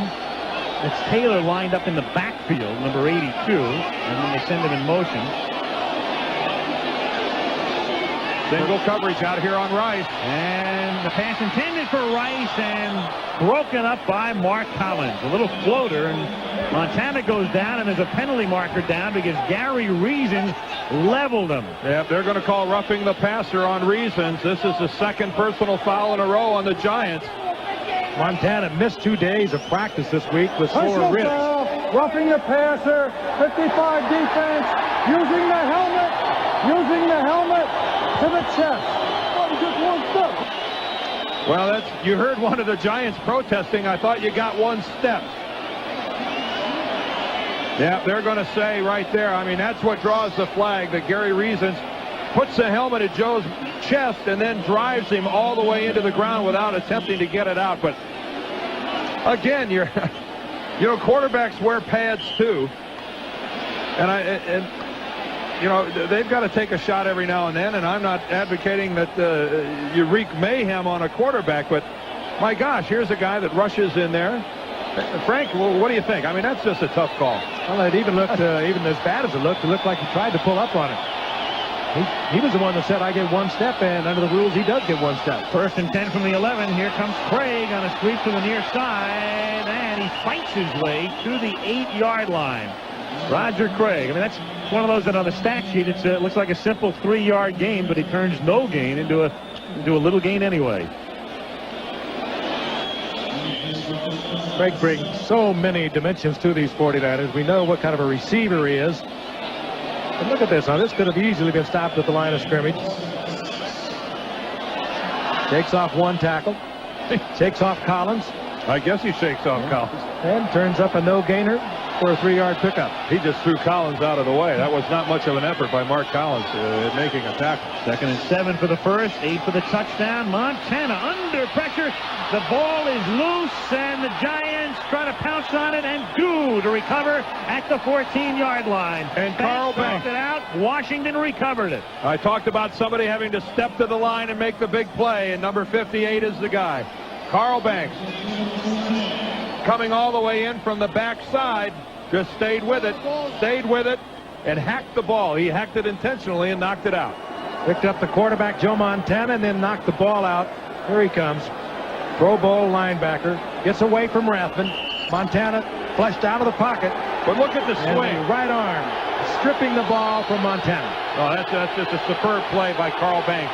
Intentionally knocking the ball loose. Giants from the 13-yard line on 1st and 10. And Meggett drops it. He started to look upfield. It was Tina Turner ready to come up and pop him, and he drops it. 2nd down. You know, it's 44 to go in the 3rd. It's no accident that a player makes a play like Banks just made right there. Think back to our opener. Remember the Redskins and the Giants, and we saw Lawrence Taylor do exactly the same thing, pursuing a play coming up from behind, and then the big hatchet job with the right arm and knocks the ball loose. I mean, that's a supremely intelligent play by a ball player. Dennis Smith twice last week in the Washington-Denver game. Yep. Great linebacker, Banks. And smart to do it to someone like Montana, who's not a Roger Craig or a Rathman, used to carrying the ball and putting it away. He just plays a different role than Lawrence Taylor in the Giants' scheme of things. 2nd and 10, and Sims to the 14-yard line. The catch is made by Turner, and he's taken out of bounds by Walter, some 7 yards short of the 1st down. 8:37 to go in the period, and we can tell you that tomorrow night, Coach meets his match, the women's basketball coach. It's round ball versus football, and Craig T. Nelson stars as coach tomorrow after Roseanne.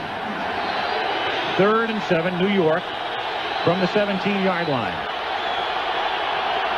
With 4 receivers, and now a 5th. Meggett sent out into the pattern. It's dropped by Turner at the 22, but a flag is down. Don Griffin may have hit him before the ball got there. Watt and Johnny Jackson also there, and it's against the 49ers. And your call is right on, Al. It's going to go against Don Pass Griffin. interference, 29, defense, push down. It almost looks like Griffin became disoriented out there and wasn't quite sure either when the ball was coming or whatever, but you can see he's all over Turner and actually tries to tackle him before the ball gets there. That's just going to draw the flag every time. It's almost like he wasn't sure of what was going on and when the ball had been thrown. First and 10 from the 24-yard line. Now it's Meggett on the ground. Out to the 28-yard line. Again, so much this season, the Giants, as we mentioned, Otis Anderson, and they've been using a lot of the rookie Tillman as well. But tonight, in a new twist, it's Meggett playing a lot on first down. Remarkable little football player. I said earlier, 5'7", 180-pounder, a rookie 5th-round draft pick out of Towson State. But he played a couple of years at Morgan State, and he was a quarterback there to begin with. He was an all-conference cornerback, and then he was an all-conference tailback at Towson State, so he can do it all. Otis Anderson, meanwhile, has carried the ball just twice tonight. 2nd and 6. Here's Moab making the catch, and the first down as Tina Turner runs him out of bounds.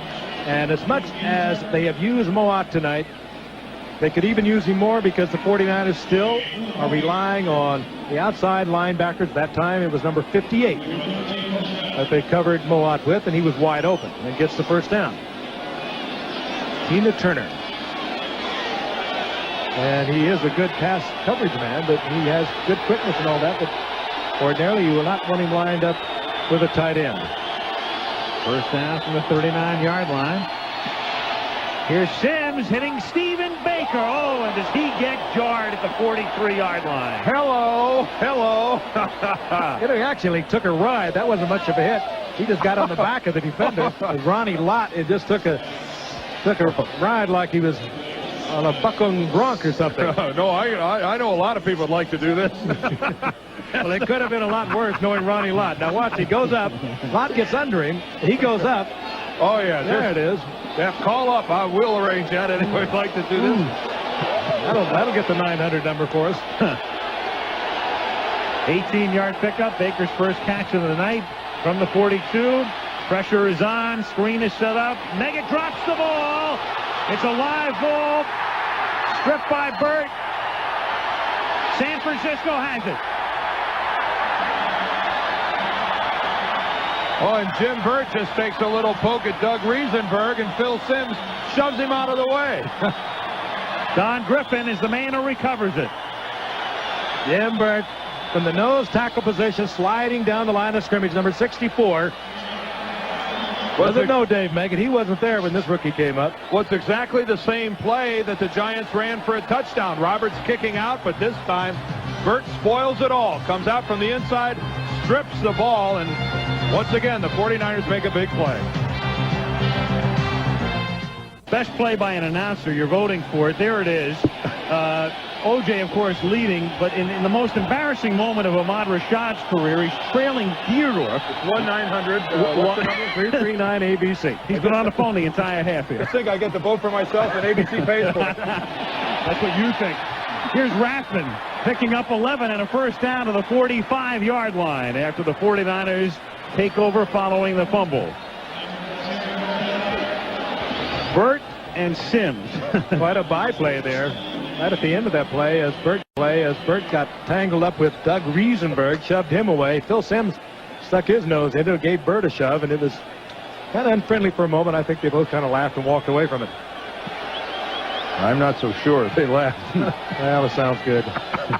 Colleen would like it that way. Figuratively. Here comes an end around. They haven't run this in about 2 months.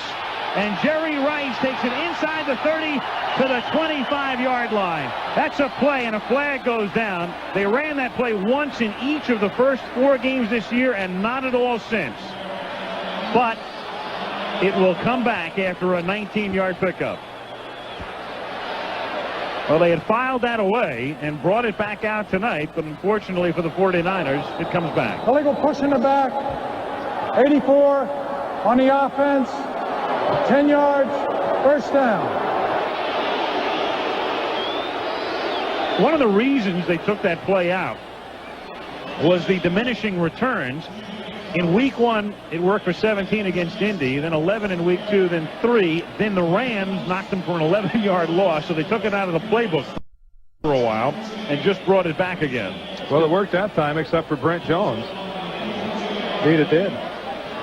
This kind of play you put in against a team that is pursuing with the defense. Meanwhile, here is Steve Young in the game. Montana bending over. It looks like his ribs bothering him on the sideline. So Joe has to come out at least for a play. Well, Montana, Al, was leading the play. He threw the block out in front of that play. Looked like he injured himself doing so. So Steve Young, with some very impressive numbers of his own, goes right to the air, and it's a little high for Roger Craig, who's covered by Johnny Cooks. Joe Montana is actually going to lead the blocking. There he is to the right of the screen, blocking on Carl Banks. That's not a very good matchup. Boy, but it's a darn good block by Montana. He puts Carl Banks on the ground. I mean, that is an unbelievable block by a quarterback. We said earlier that Joe Montana had missed a couple of days' practice this past week. We'll look at it again, and he just stays right with it. Now, Banks rolls over with him and catches Montana in the ribs with the knee. Hey, that's a block to be proud of for Joe. A 2nd and 7. It is Craig. It was almost a 40-yard line. Almost a bounty block. It was. Here we go again. Yeah. Although I would, I'm sure Ed DeBartolo over in his box is saying to himself, "That's not why I'm paying this guy big bucks." I'm not sure I want number 16 leading reverses and leading sweeps. Al touched on the fact that they had kind of put that away earlier in the season and not used it. One of the reasons probably is that Montana, he's a competitor, he's an athlete. Every time they run that, he is out in front trying to lead it. He has thrown through the years some great blocks on similar plays. Well, it might be time to stop. Yeah. I mean, 11th year in the league, that's enough. 3rd down, short 5 from the 40-yard line. Steve Young flushed out. He's very, very mobile, but not mobile enough to get away from Pepper Johnson. Well short of the 1st down, and the 49ers will come in with their punting unit. Boy, and that's Leonard Marshall again. We talked earlier about how he's really come on. He's the guy that forces Young out of the pocket. Take a look at the top of your screen. There's Leonard Marshall, number 70, down in his stance. Boy, look at that quick move to the inside on Bubba Paris. And Steve Young forced out of the pocket way before, and that's kind of delegating responsibility. Leonard Marshall points over to Pepper Johnson and said, "Well, I got him on the run. You finish him off." 49ers now sprint to the line of scrimmage, and here comes Steve Young as they try to trick the Giants on 4th down and 3. They did. The Giants had their punt return unit in there. They sent Rathman in motion, and that is actually Helton, the punter, who comes up to the line of scrimmage as they try to draw the Giants offside, but it doesn't work. It is Helton on a preset play where you just try to get the opposition to jump when you have less than 5 yards. And of course, for a first, and it doesn't work.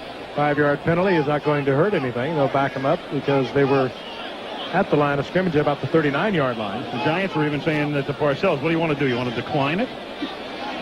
There's Montana, meanwhile, being worked on. And Parcells decides they will back him up another 5. Montana's missed a couple of games this season with various ailments. He had an injured shoulder, or rather an injured elbow, early in the year. Missed 2.5 games, in fact. Missed the Dallas game and the Jets game. Right elbow and then a left knee, and now sore ribs. And they played in only half of their victory over New England. Flag goes down as Helton's kick. A fair catch is called for, but Megan lets it bounce, and it does go into the end zone. And let's see about the penalty marker at the line of scrimmage.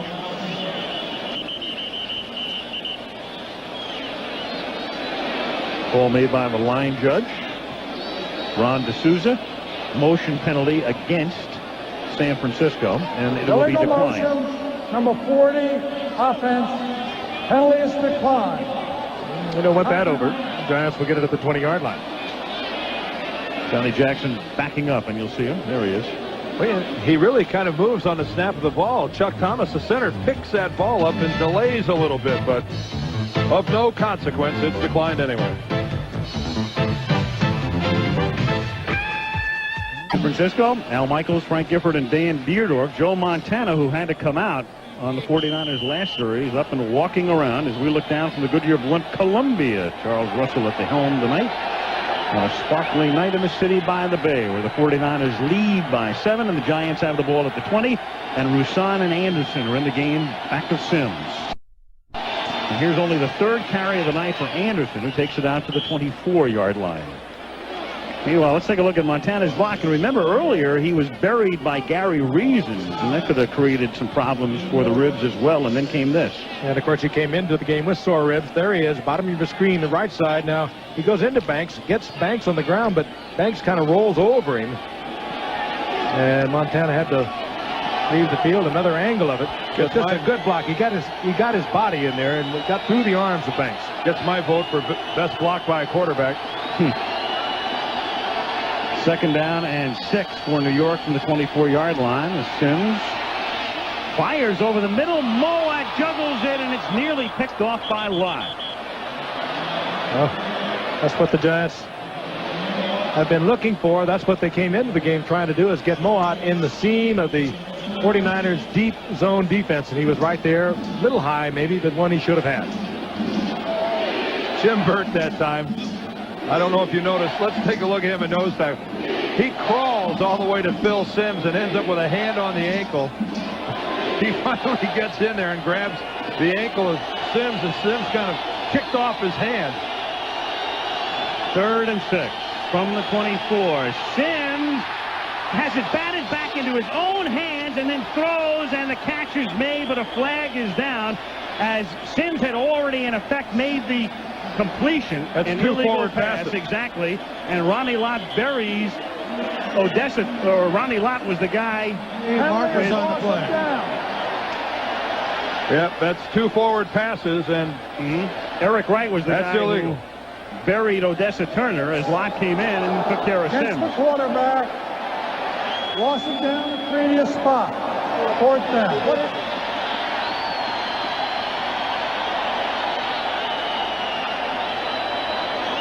Ronnie Lott right up the seam, no one even touching him. Now Phil just did not have the presence. He knows you can't do this, but he spots Odessa Turner, who was wide open down the field, and I guess the temptation was just too much. But Turner also took a tremendous shot, and he is still prostrate at the middle of the field, hit by Eric Wright. They continue to work on Odessa Turner. And the Giants will punt when we come back, as we take one more look at the hit.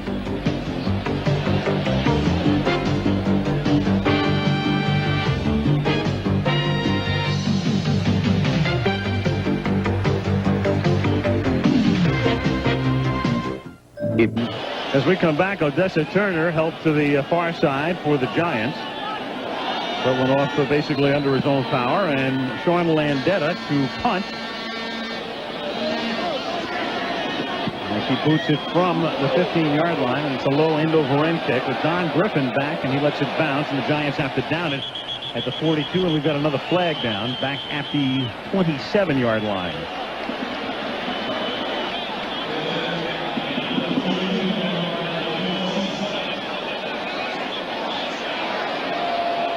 And it's against the 49ers.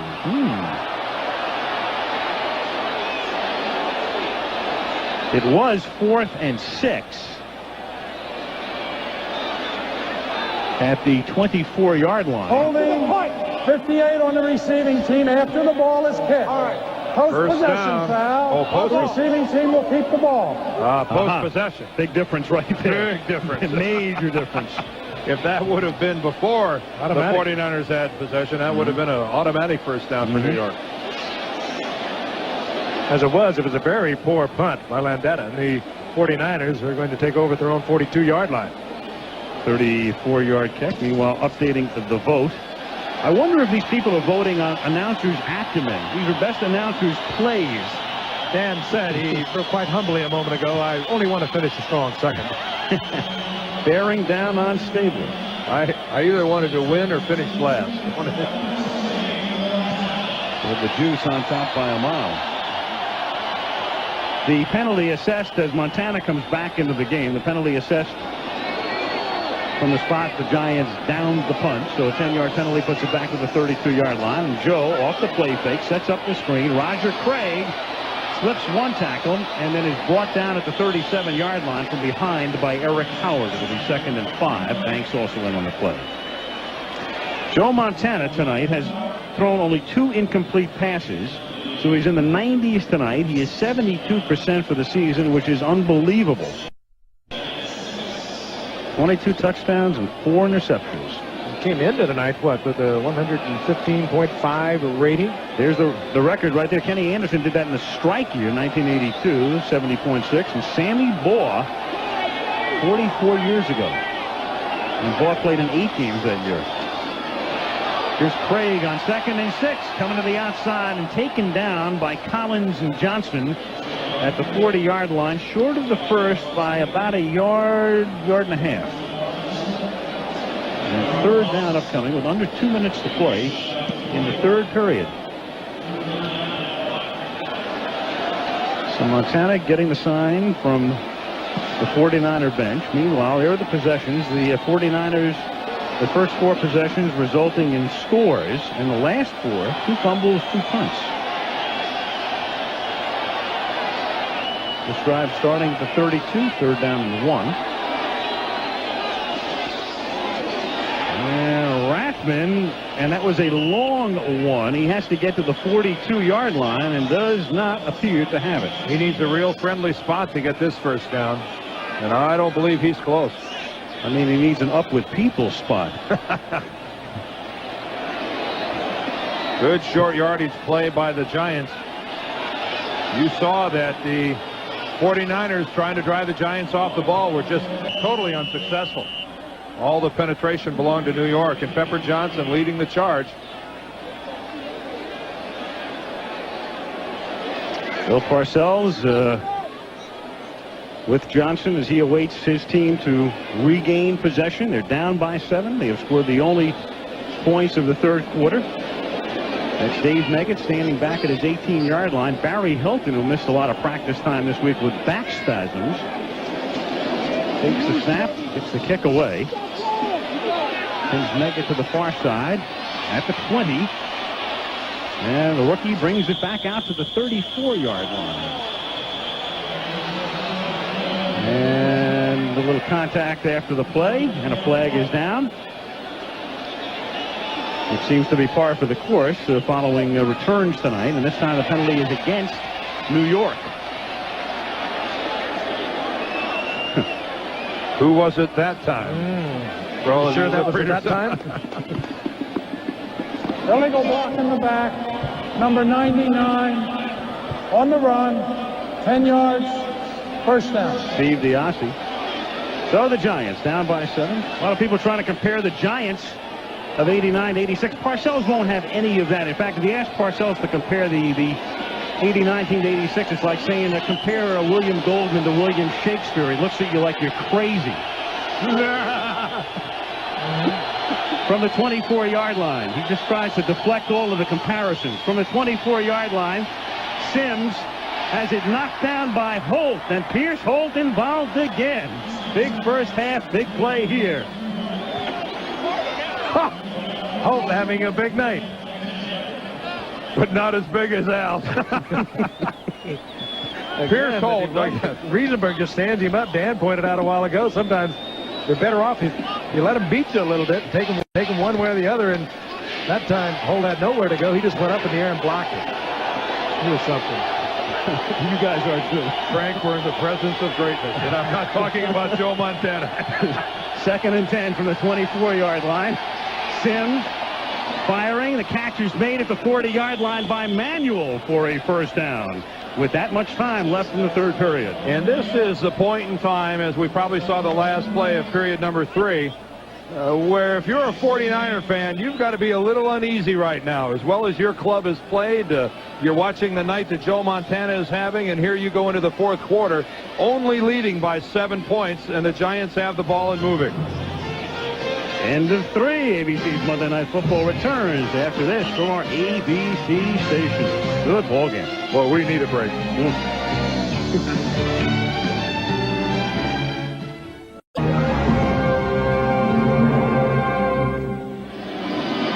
In the catacombs, Ed DeBartolo, who owns the 49ers, and there's a man who took over in the late 70s, has watched his team win 3 Super Bowls, and right now they'd be favored to make it 4. And I'm sure that he has that uneasy feeling I was talking about. You'd think the 49ers would have put this one away, and the Giants won't quit. Here's Carson making the catch and a 4-yard gain, and popped by Matt Millen out at the 44-yard line as we begin the 4th quarter. Matt Millen, you saw DeBartolo a moment ago. He was the one that came up with the zeros to get Matt Millen, a Pro Bowler with the Raiders a year ago, and turned loose right before the start of the season. He became extremely valuable when Jim Farnhorst injured his right foot and he went down. Ricky Ellison was lost in training camp, and Millen is a starter and a big play man now for the 49ers. Well, Haley and Romanowski are trying to figure out which side of the ball to get on. 2nd and 5. Sims shoots it out to Otis Anderson, and Anderson cannot get around Bill Romanowski.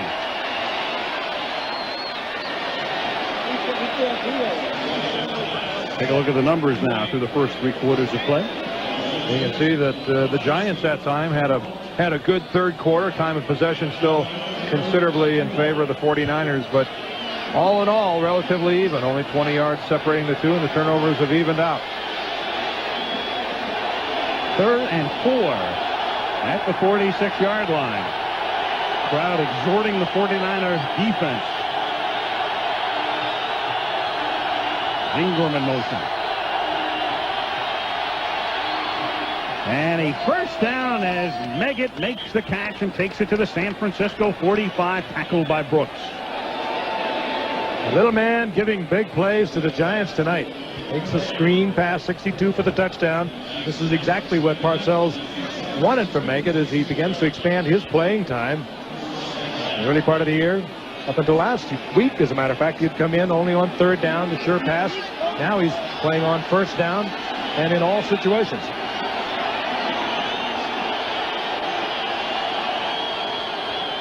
On 1st down, he shoots it out to Meggett. And Meggett swings to the outside, inside the 40, and Meggett close to a first down and has it out of bounds at the 35-yard line. Well, the one thing Bill Parcells told us was that we need big games from Zeke Mowatt. We need a big game from David Meggett. And the reason I want to get the ball to Meggett is that he'll make the first guy miss. And the first guy here is Bill Romanowski, who just doesn't have the foot speed to catch up to Meggett. And this guy has just burst upon the scene in New York, not only as a receiver, but his total yardage with kickoff returns and punt returns. Running the look at 170 yards so far in this game for this talented rookie. He was averaging 110 a game, good enough for 8th in the league coming in. On 1st down from the 35, going deep and throwing it a little bit behind Ingram. Covered on the play by Eric Wright. And Pollard back to cover on the play and just thrown over the top of his head and couldn't quite twist around to make the catch. Frank, a lot of times you'll see the quarterback throw it over to the outside because he sees the safety coming over from the inside. And that time Phil Simms saw Ronnie Lott, and that's what forced him to throw the ball away. Throw it back over the outside shoulder, keeping it away from the free safety who's moving over from in the middle. But that's superb coverage. Superb coverage by Pollard. Couldn't have been played better. 2nd and 10. Sims goes down at the 37, and a flag goes down. He gets hit by Stubbs and Roberts. And Sims is shaken up. Face mask. And Sims must be hurt. He must have let out some sort of a moan or a cry or something, because instantly Bart Oates was waving to the sidelines. And imagine what he's thinking. 5-yard face mask foul, 96 defense. Well, that's Daniel Stubbs, who continues his bad streak of penalties. Last week in their game, he had just about as bad a week as a guy could have, a bad a game as a guy could have penalty-wise, and no question. And it looks like the thumb, you know, it's impossible to speculate, but that thumb went clear inside the face mask and also of Phil Simms, and you hope he didn't get it in the eye. Dan Stubbs, number 96, who last week negated an interception return for a touchdown by Chet Brooks by lining up in the neutral zone. You know, Dan, his right foot was also trapped as he went down, and they're looking at the ankle and the knee. Now, both of which are already tender for Phil Simms. Now watch the right knee as Roberts comes in.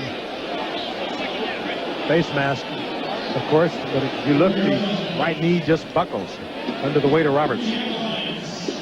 This will give us a little better look, and you can see the right knee definitely is caved in a little bit. Phil was lucky to be able to get his legs up off the turf.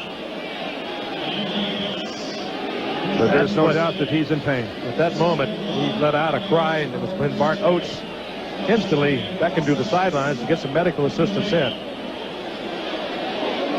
You can see that Phil's reluctant to even take a step. And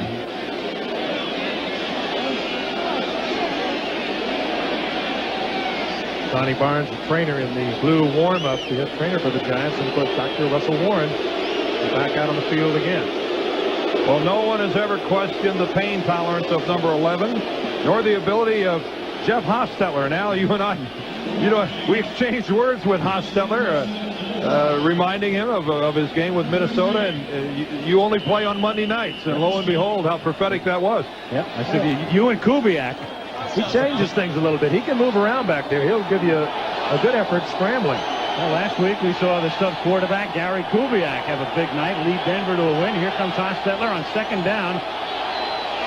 What do you do with a new quarterback? You blitz him, and Hostetler's changing the play as he reads the blitz. And Meggett's calling out the change as he stays in the block, and Hostetler nearly gets sacked, and then is in the grasp and control at the 38-yard line of Pierce Holt. That's a horrible rule.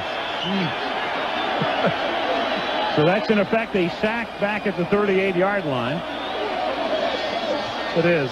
In an effort to preserve quarterbacks, however. Yeah, I know, but it's grasp and control. Just ugly. Are you really controlling a guy if he completes the pass? Here's Jeff Hostetler coming out, Pierce Holt. And I mean, that's a completed pass. I mean, I'm sorry. If that's a good call under the rule, then that's an ugly rule. And talking about a guy who's back in, Phil Simms returns. Yeah. Oh, man. I mean, I mean, the guy makes a great play. Hostetler makes a great play getting rid of the ball, and it's a sack. If Tarkenton played under these rules, he'd never have had a completion. No. Instead of the most in history. Timeout. Simms back in. Timeout, Giants. 11:54 to go.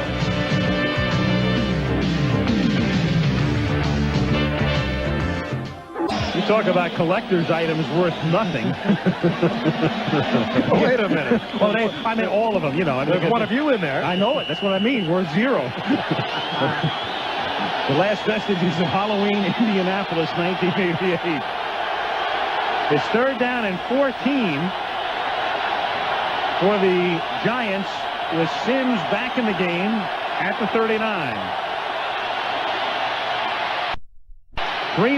Three-man rush, and it's made at the 20-yard line by Ingram, and a huge first down.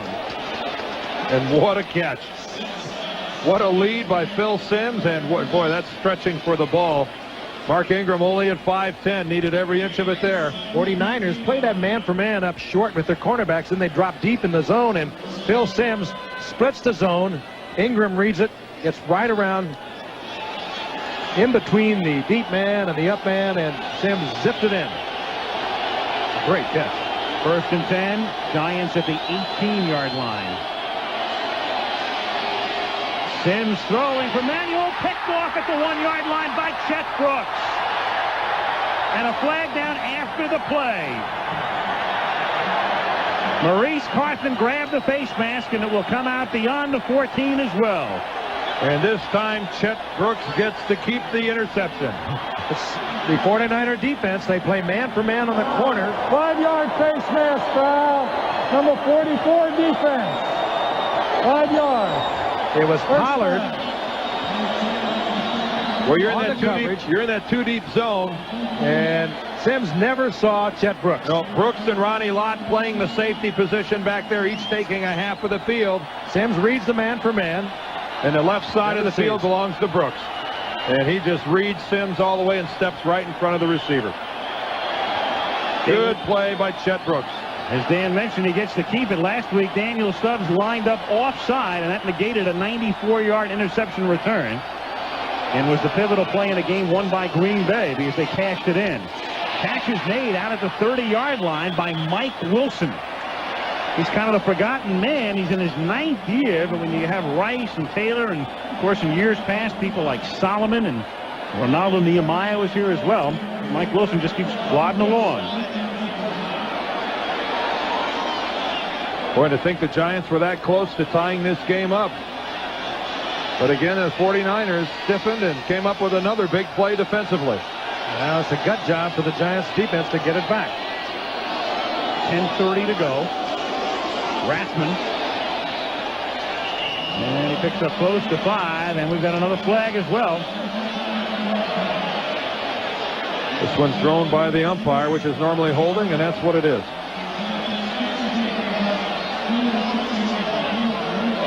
Did you ever get called for holding by anybody other than the umpire? Yeah, you get it from the guys working the sidelines. You'll get it from the side judge and head linesman. Offense, 10 yards, first down. That's Jesse Cipolla, the center. I should have said often. Were you called? Not often. 90% of Yeah. he'll only call the guys on the sidelines will only call the tackle to that side. Predominantly, it's the umpire who makes probably 80% of the calls. The referee is responsible for looking at the right tackle, and he'll throw it every now and then. First and 20 from the 21-yard line. Montana throwing and a little bit behind the tight end Brent Jones. One of his rare incompletions tonight. He was covered on the play by Mark Collins. One of the few bad tosses we've seen on the part of Montana, and had he led Jones could have picked up the first down. He was that open. Next week, the Giants, of course, go home to face Philadelphia. You talk about a short week. They get back in the wee hours tomorrow morning. Bill Parcells saying yesterday he may give them until Thursday off. Well, a short week against the team that played on Thanksgiving. I mean, a short week against the team that's had the longest of weeks. 10 days to get ready. Second and 20.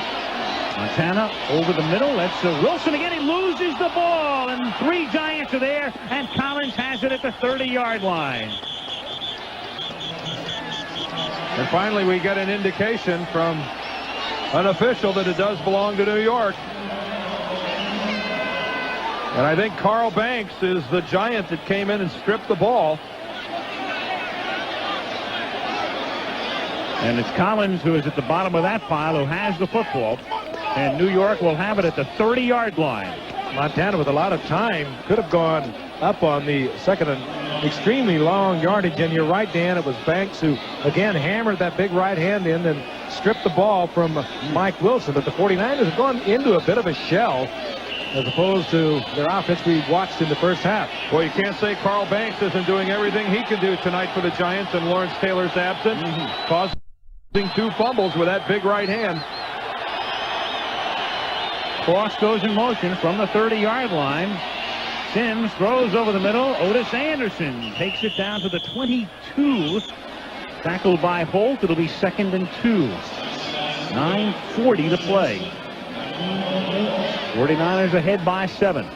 At one point, they led 24-7. It's now 24-17. Regardless of who wins or who loses this game, you have to admire the tenacity of Bill Parcells and his Giants team. I mean, they have suffered setback after setback and really have been facing an awesome 49er offense tonight. But, I mean, they are right here. 2nd and 1. And it's a long one, and it's close as Anderson takes the ball to the 20-yard line. If he got it to the stripe, that's good enough.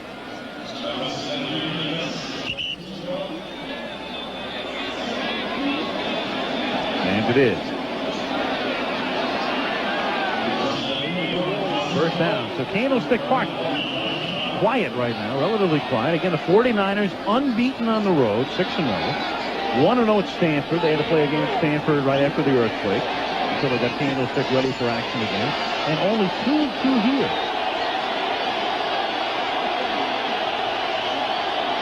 Ingram is put right with a safety man. Chet Brooks covering him.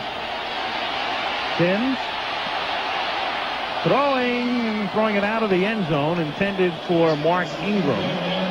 2nd down. This extremely young and in some ways inexperienced offensive line of the New York Giants is playing just an outstanding game tonight. Riesenberg and Moore and Oates and Roberts and Elliott by and large have done an effective job of controlling the 49ers up front, Frank. I mean, it's a group that's really developed and grown as the season has gone along, and they're playing well tonight. You go across the line, you look at them. Number 1, they were drafted number 1, number 2. And all pro from the USA, or the AFC, or the old AFL. Changing their role tonight, too. Pass blocking. Here comes Sims' 43rd pass of the night, and the catch is made by Manuel at the 10-yard line, and very close to a first down.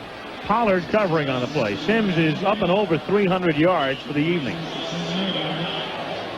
This looks like this is going to take a measurement. So an official's time here, 8:20 on the clock. You did go across that line, Dan, you were talking about, as we see. Manuel, he had the yardage, and he was pressured by Pollard, who gave him good coverage and took him back, but they'll mark the progress. It's going to be very close. But it's just going to be second down if he doesn't make it. That's almost a situation where we almost hope you don't make it. Exactly. If you freeland, that's right. The end zone with it. Now you got to get it in from about as far away as you can be on 1st and goal. That's one of those where you're not all that upset if you're only a foot short of the first down. Little people come out now for the Giants. Megan, Ingram, Manuel, and the big folks come in, the 2 tight ends. They send Baker split to the left. They put Ingram in motion. And give the ball to Otis Anderson. And Anderson fights his way down to the 7-yard line. Jeff Brooks comes up to make the hit.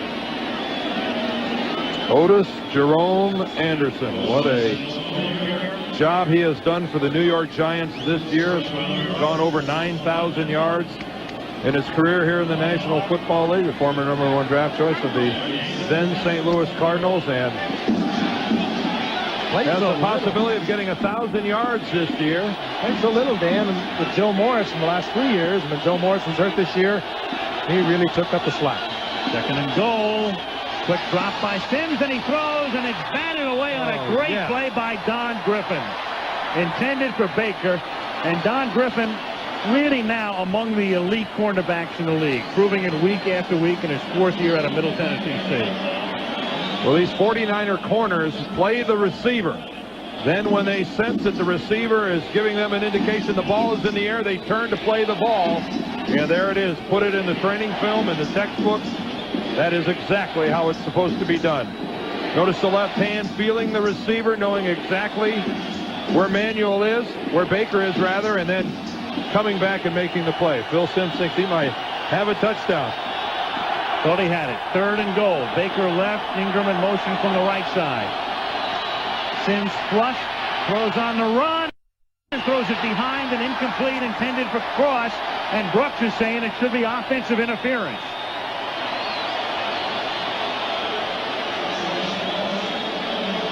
He's not. It's one of the rare times you'll see the defensive back in a situation like that really plead his case. Both the tight ends were in the pattern, but Moat was knocked off by the linebacker. Cross tries to reach back inside, and again he loses his footing. We've seen a lot of that tonight. Look at that chunk of sod that came up there. Flying up. Meanwhile, the Giants are going for it. They will not attempt the field goal, which will put them within 4. There's the divot. It's 4th and goal. Turner in the game to the left. Ingram to the right. Sims for Turner. Touchdown over Griffin. They came right back with it. I mean, the play that Griffin made a few moments ago was a brilliant play to knock the ball away from Baker. You can't make that all night long. They come back and they get man for man with Odessa Turner. That's exactly what they want. Turner goes 6'3", good athlete against a 6-foot Don Griffin, and we get the touchdown for the Giants. Well, I don't know that a quarterback could throw this ball any better than Phil Sims drops this one over the corner. Look at that throw by Phil Sims, and Bjorn Nitmo, who has put the excitement back in just every kick for the Giants, faces a big one. And comes through with 7:06 to play. And I spoke earlier about that uneasy feeling if you're following the 49ers, if they're your team. Lo and behold, they find themselves tied. 7:06 left in the 4th quarter, and Frank, that's a perfect throw. And a great pattern by the 6'3" Turner. Griffin didn't even look back at the ball. He knew he was beat to the outside. And we've got a tied football game with 7 minutes remaining. In New York or in San Francisco or in the Meadowlands, to be precise, or here, as Nitmo kicks off. Nitmo hung that up high into the 3-yard line. Flagler. And, you know, we sung the praises of the 49ers so often early in this game, but here are the Giants. They lose Lawrence Taylor. They're down by 17 points. They're on their way to maybe being down by more, and right back in it. Well, they stayed in there, as we talked about earlier. They were down 17 points in 1986. They came back to win that 21-17. I'm sure that at halftime, Parcells was reminding a lot of the young Giants who weren't here that they could do it. Hasn't that been the trademark, though, of what we've been seeing all season long? A team that's having to overcome some sort of a handicap does. I mean, whether it's Kubiak or Frank Reich or whomever the hero turns out to be. We've seen it all year. 1st and 10 from the 18. Montana has to throw it away after initially his intended receiver was covered. Throwing it out of bounds. It's 2nd down and 10. Brent Jones nearest to the area, covered by Mark Collins. There are a lot of Philadelphia Eagles and fans are looking on tonight. With the victory, the Giants could come in with a 2-game lead next week to play them. And then the Giants will face Denver after that. Home for Dallas and home for the Raiders, while Philadelphia has the Giants, and then they have Dallas, New Orleans, and then they're home for Phoenix. 2nd and 10.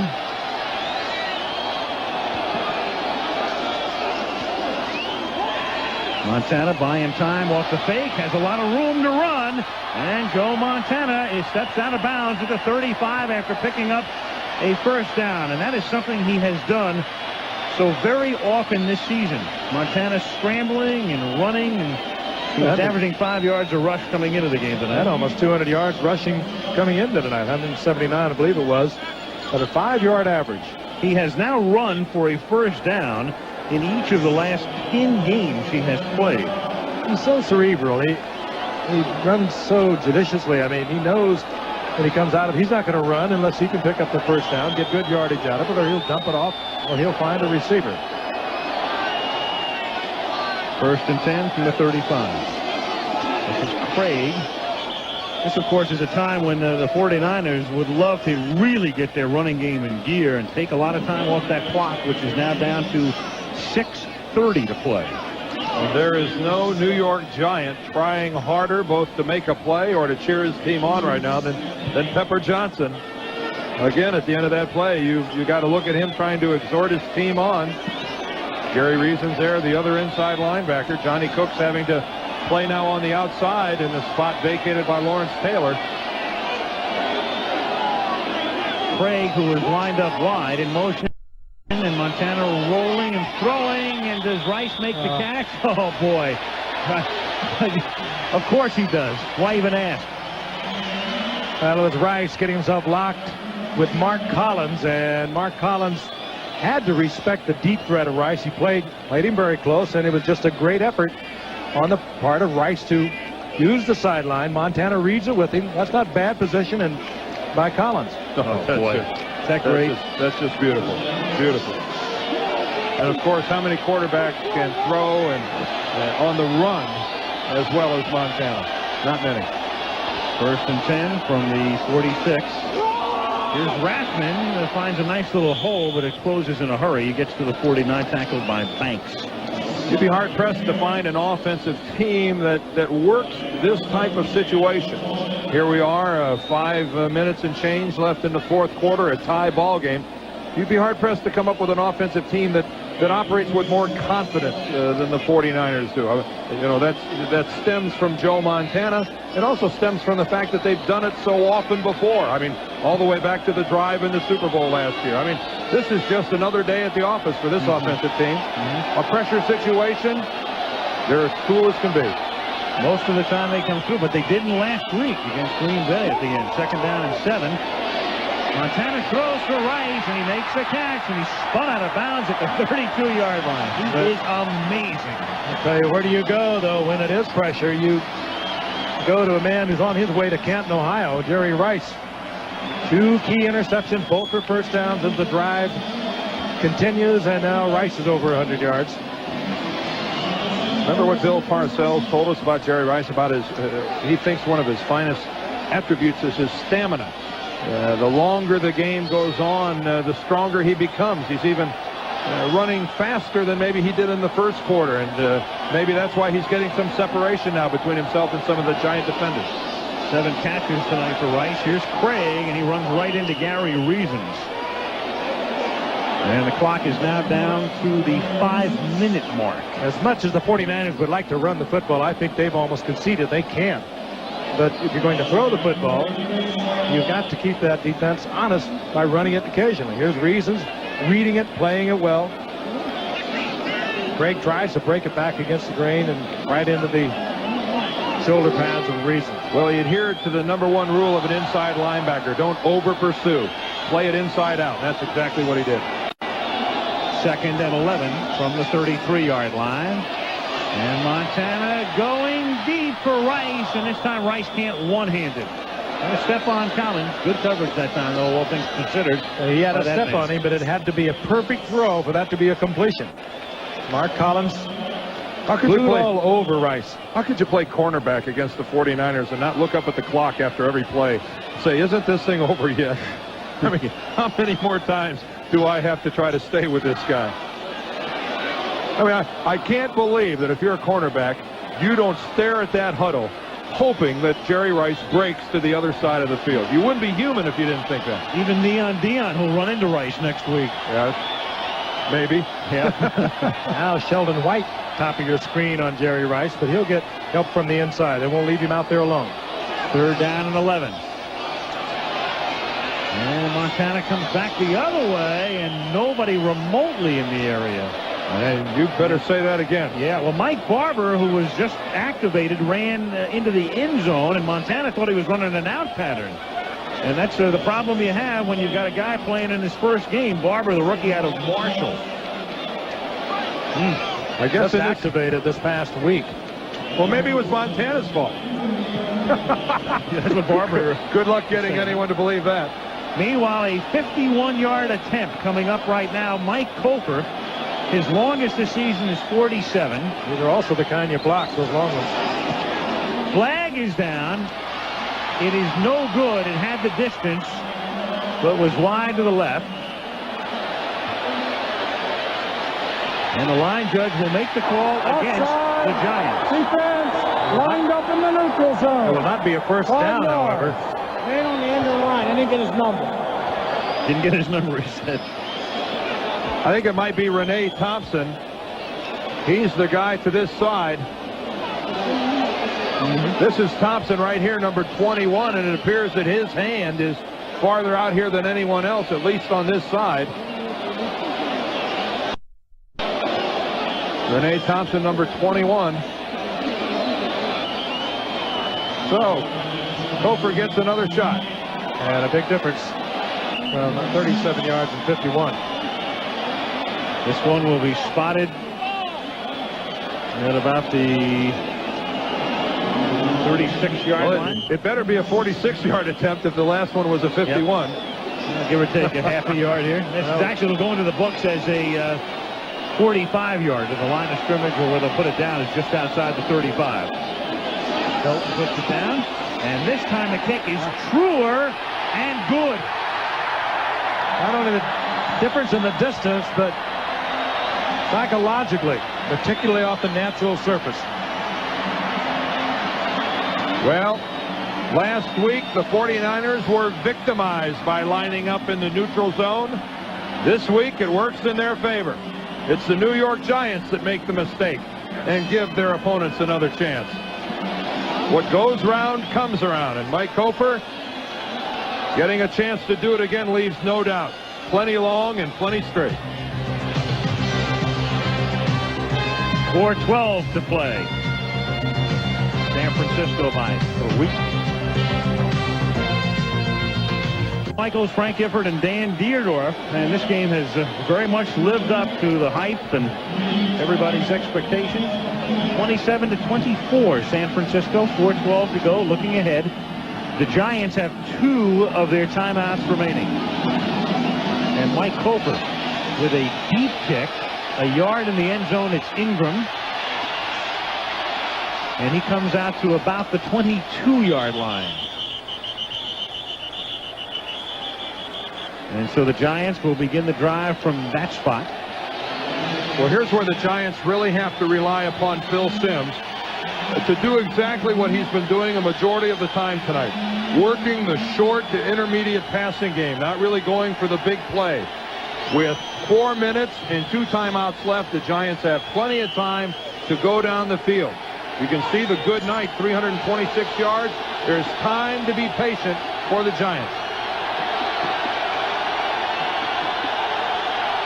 From the 22-yard line, Simms begins by throwing an out pattern that's out of bounds, intended for Manuel.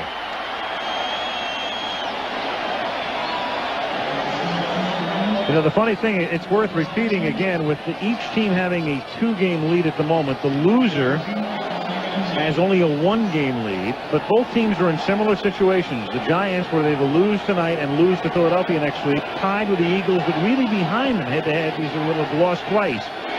49ers in the same boat. They'd be a game in front of the Rams, but if the Rams were to beat them in 2 weeks, the Rams would have won both head-to-head meetings and in essence be in first place. 2nd and 10, and Simms has to step up and gets it picked off by Eric Wright. Oh, wow. Phil Simms will look at that on film and kick himself time and time again, Frank, for not running with the ball. In any other situation, probably at any other time, but Phil Simms has gone out of this game with a bad ankle. He came in with a bad ankle. You're exactly right, though. This could be the year on the line here.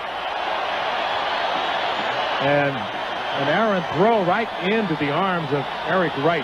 Well, he's trying to get the ball to David Meggett. Now watch Phil. He's going to break to his left. He sees Meggett, and he launches the ball. And Meggett, I guess Phil Simms is upset with Meggett for not stopping, turning back, facing the quarterback, and giving him a target. Meggett continued to run downfield and really wasn't in a position to help Simms.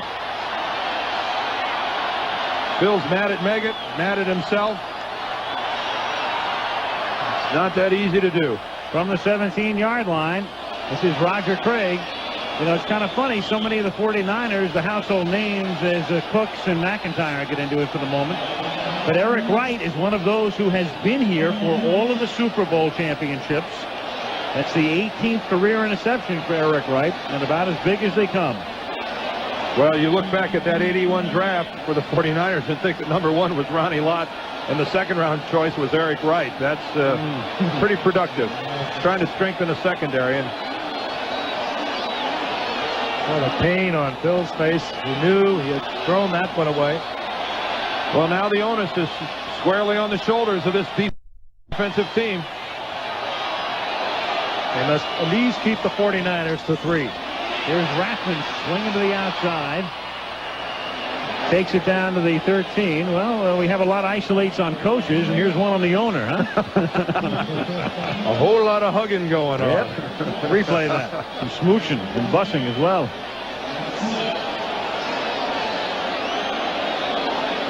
'49ers with 3rd and 7, and the clock ticking down. Again, the Giants can stop the clock twice. Simms keeping warm on the far side. And they have the 2-minute warning. Yep. But you can believe that Joe Montana will take that 30-second clock right down to the minimum. 3rd and 7, and Montana is able to get it off to Rathman. He has the first down to the 3-yard line. How did he ever get it off? With Banks blitzing. And wouldn't it be Carl Banks? First thing that comes to my mind last year, Randall Cunningham, Carl Banks making the play on Cunningham, having to get up, saying, how in the world did he complete this pass? And here he is in exactly the same situation with Joe Montana. Down goes Montana, and he leaves the field. He was shaken up. He has left before, and it could be that he just taking advantage of the 2-minute warning, which he is, but he was holding his ribs. He knelt down on one knee as he came to the sidelines, and what a performance he is putting on tonight. And Carl Banks is saying, you have to be kidding me. 1st and goal. Shades of Randall Cunningham. 2 minutes to go, and the 49ers have a 1st and goal at the 3-yard line as they try to salt this one away. The Giants can stop the clock twice. But what they really have to do is stop the 49ers, period. And they give it to Rathman, and now we'll see if New York wants to take a timeout. They're really in no man's land here, the Giants are, and they have to stop the clock. And Parcells now looking in the face of having to fly back to New York. And again, they get there in the wee hours. Yesterday he was uncertain what he would do. He was toying with the idea of having them not come in until Thursday, which really gives them 2 full days to prepare for Philadelphia, because you kind of do a walkthrough on Saturday. Well, the situation keeping in mind all the way along that Philadelphia played on Thanksgiving Day. They've, of course, returned that night. They've been back in Philadelphia since Friday. They've had a long rest, and the Giants are going to have over 100 hours difference in times, plus the trip back to New York. You know, the situation at hand, though, hasn't changed for New York defensively. They've got to keep San Francisco out of the end zone. They've got to force a field goal situation to where they're only trailing by 6 points, and they will get the ball back. Granted, with no timeouts and not a whole lot of time, but it's still critical. You just can't let them in the end zone. How often have you seen Montana come on a rollout out of this situation? 2nd and goal. Here's Rice in motion. And Rathman takes it to the 1-yard line, and now the Giants have to spend their final timeout with 1:47. And we can tell you that next week we go up north. Got 2 teams going in different directions. I mean, really different directions. Buffalo coming off that big win against Cincinnati yesterday. Kelly, and you'll see Andre Reed and Thurman Thomas against the Seattle Seahawks, who have just about hit rock bottom. And we'll be at the Kingdome. Meanwhile, we can tell you about the final vote, and there it is. OJ wins it, as we expected, and Deerdorf comes in for the show money. Solid second. Well, the only, if you saw that clip at halftime, the only thing the historic import about that was against the Miami Dolphins back in 1972, their undefeated season. So I'm in some ways a part of history. I could defend you. 13 years, 8 Pro Bowls, whatever it was. Yeah, that's all we could find. No, there was better things out there, but if I can undefend him, Dan made 30 calls, Debbie 116, Kristen 104. Yeah, and Mo Schembechler a bunch. All right. Not sure about that. 3rd and goal from the 2, and here's Craig trying to vault into the end zone. There's no signal yet, and the Giants saying get up, as if the 49ers are going to help them get up, and they won't, and they'll take that clock right down to the end. It is short, and it's 4th down, and the 49ers, with Montana looking over toward the bench, saying to Seifert, do you want a timeout? And Georgia saying, no way, pal. No, you don't want a timeout. But you want to kick a field goal. Well, I mean, you know, why run the risk of not getting in and being able to be tied by a field goal? Now the Giants, the 49ers are saying call that timeout. And they call it, and the Giants are saying they called it after the play clock had expired. And let's see what McElwee says. Bad fire drill on the sidelines of the 49ers. They weren't quite sure what they wanted to do. At first they're saying no. Then what they were saying is let the play clock run all the way down. Well, there's no flag on the field. Timeout, San Francisco. Before the play clock ran out. Yeah, I mean, that's the back judge's responsibility to go ahead and look at that clock, and no flag on the field means that he granted them the timeout before the play clock expires. Well, let's play quarterback here. What do you do? I mean, you're George Seifert. I mean, I kicked the field goal. I kicked the field goal and make them have a touchdown to win. That's right. Would be to make a touchdown. The other thought, of course, on the part of Seifert, defensive coordinator, all of his career is, well, we can leave him down here if we don't get the touchdown. If we get the touchdown from a foot out, this game is history.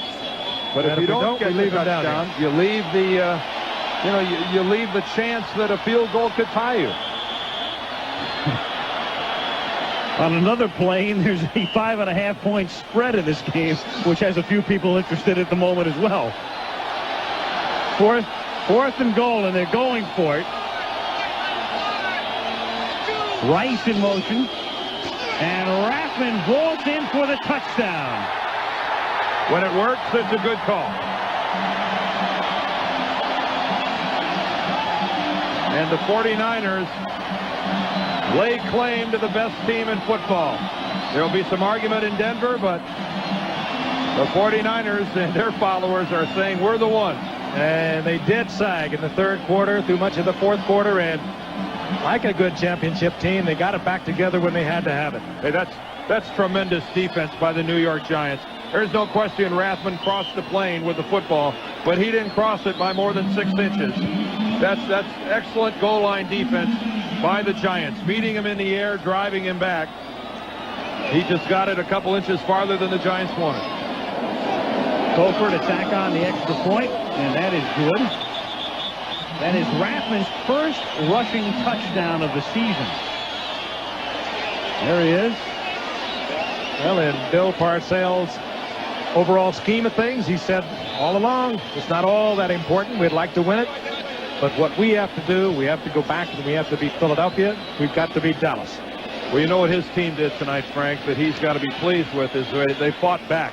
They were on the verge of being pushed right out into San Francisco Bay. Losing Lawrence Taylor early. And they, you're right, without LT, and then with some heroics from guys like Meggett and Phil Simms and an offensive line that hung in there, they really, and a defense that played extremely well in the second half. The Giants showed some real moxie. There it is, Eagles versus the Giants Sunday in the Meadowlands. Eagles won it, or the Eagles play Thanksgiving Day, Giants tonight. There it is, Steve Hurd putting all of the facts and figures into the old updated UNIVAC system. Into a blender to come up with this. Yeah, 101-hour difference in preparation time. UNIVAC blender. The 101 Dalmatians. There is Lawrence Taylor on the sidelines. It was scary for a moment. They took him off in the cart. The big question out Frank. at halftime, and he was walking around, and no X-ray, so it must not be all that serious. And the big question now is, will he be ready next week? That's what everybody in New York wants to know, and I think in Philadelphia as well. Again, that's short time for preparation. It'll make a difference. Steve, how many hours does he have to get ready?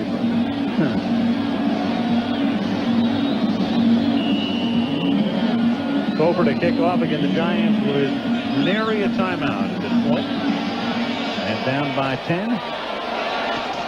And looking a red eye in the face going back to the East Coast is Ingram. Closer to the 17-yard line. 49ers next week at Atlanta.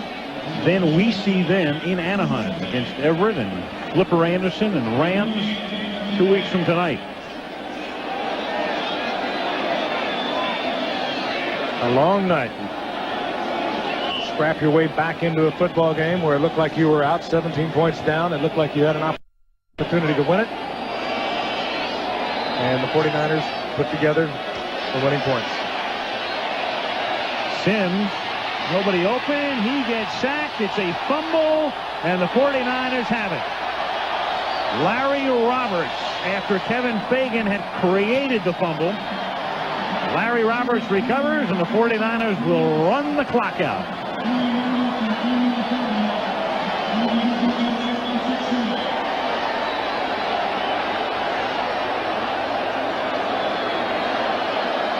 Really doesn't matter all that much. 10 points down, under a minute to play.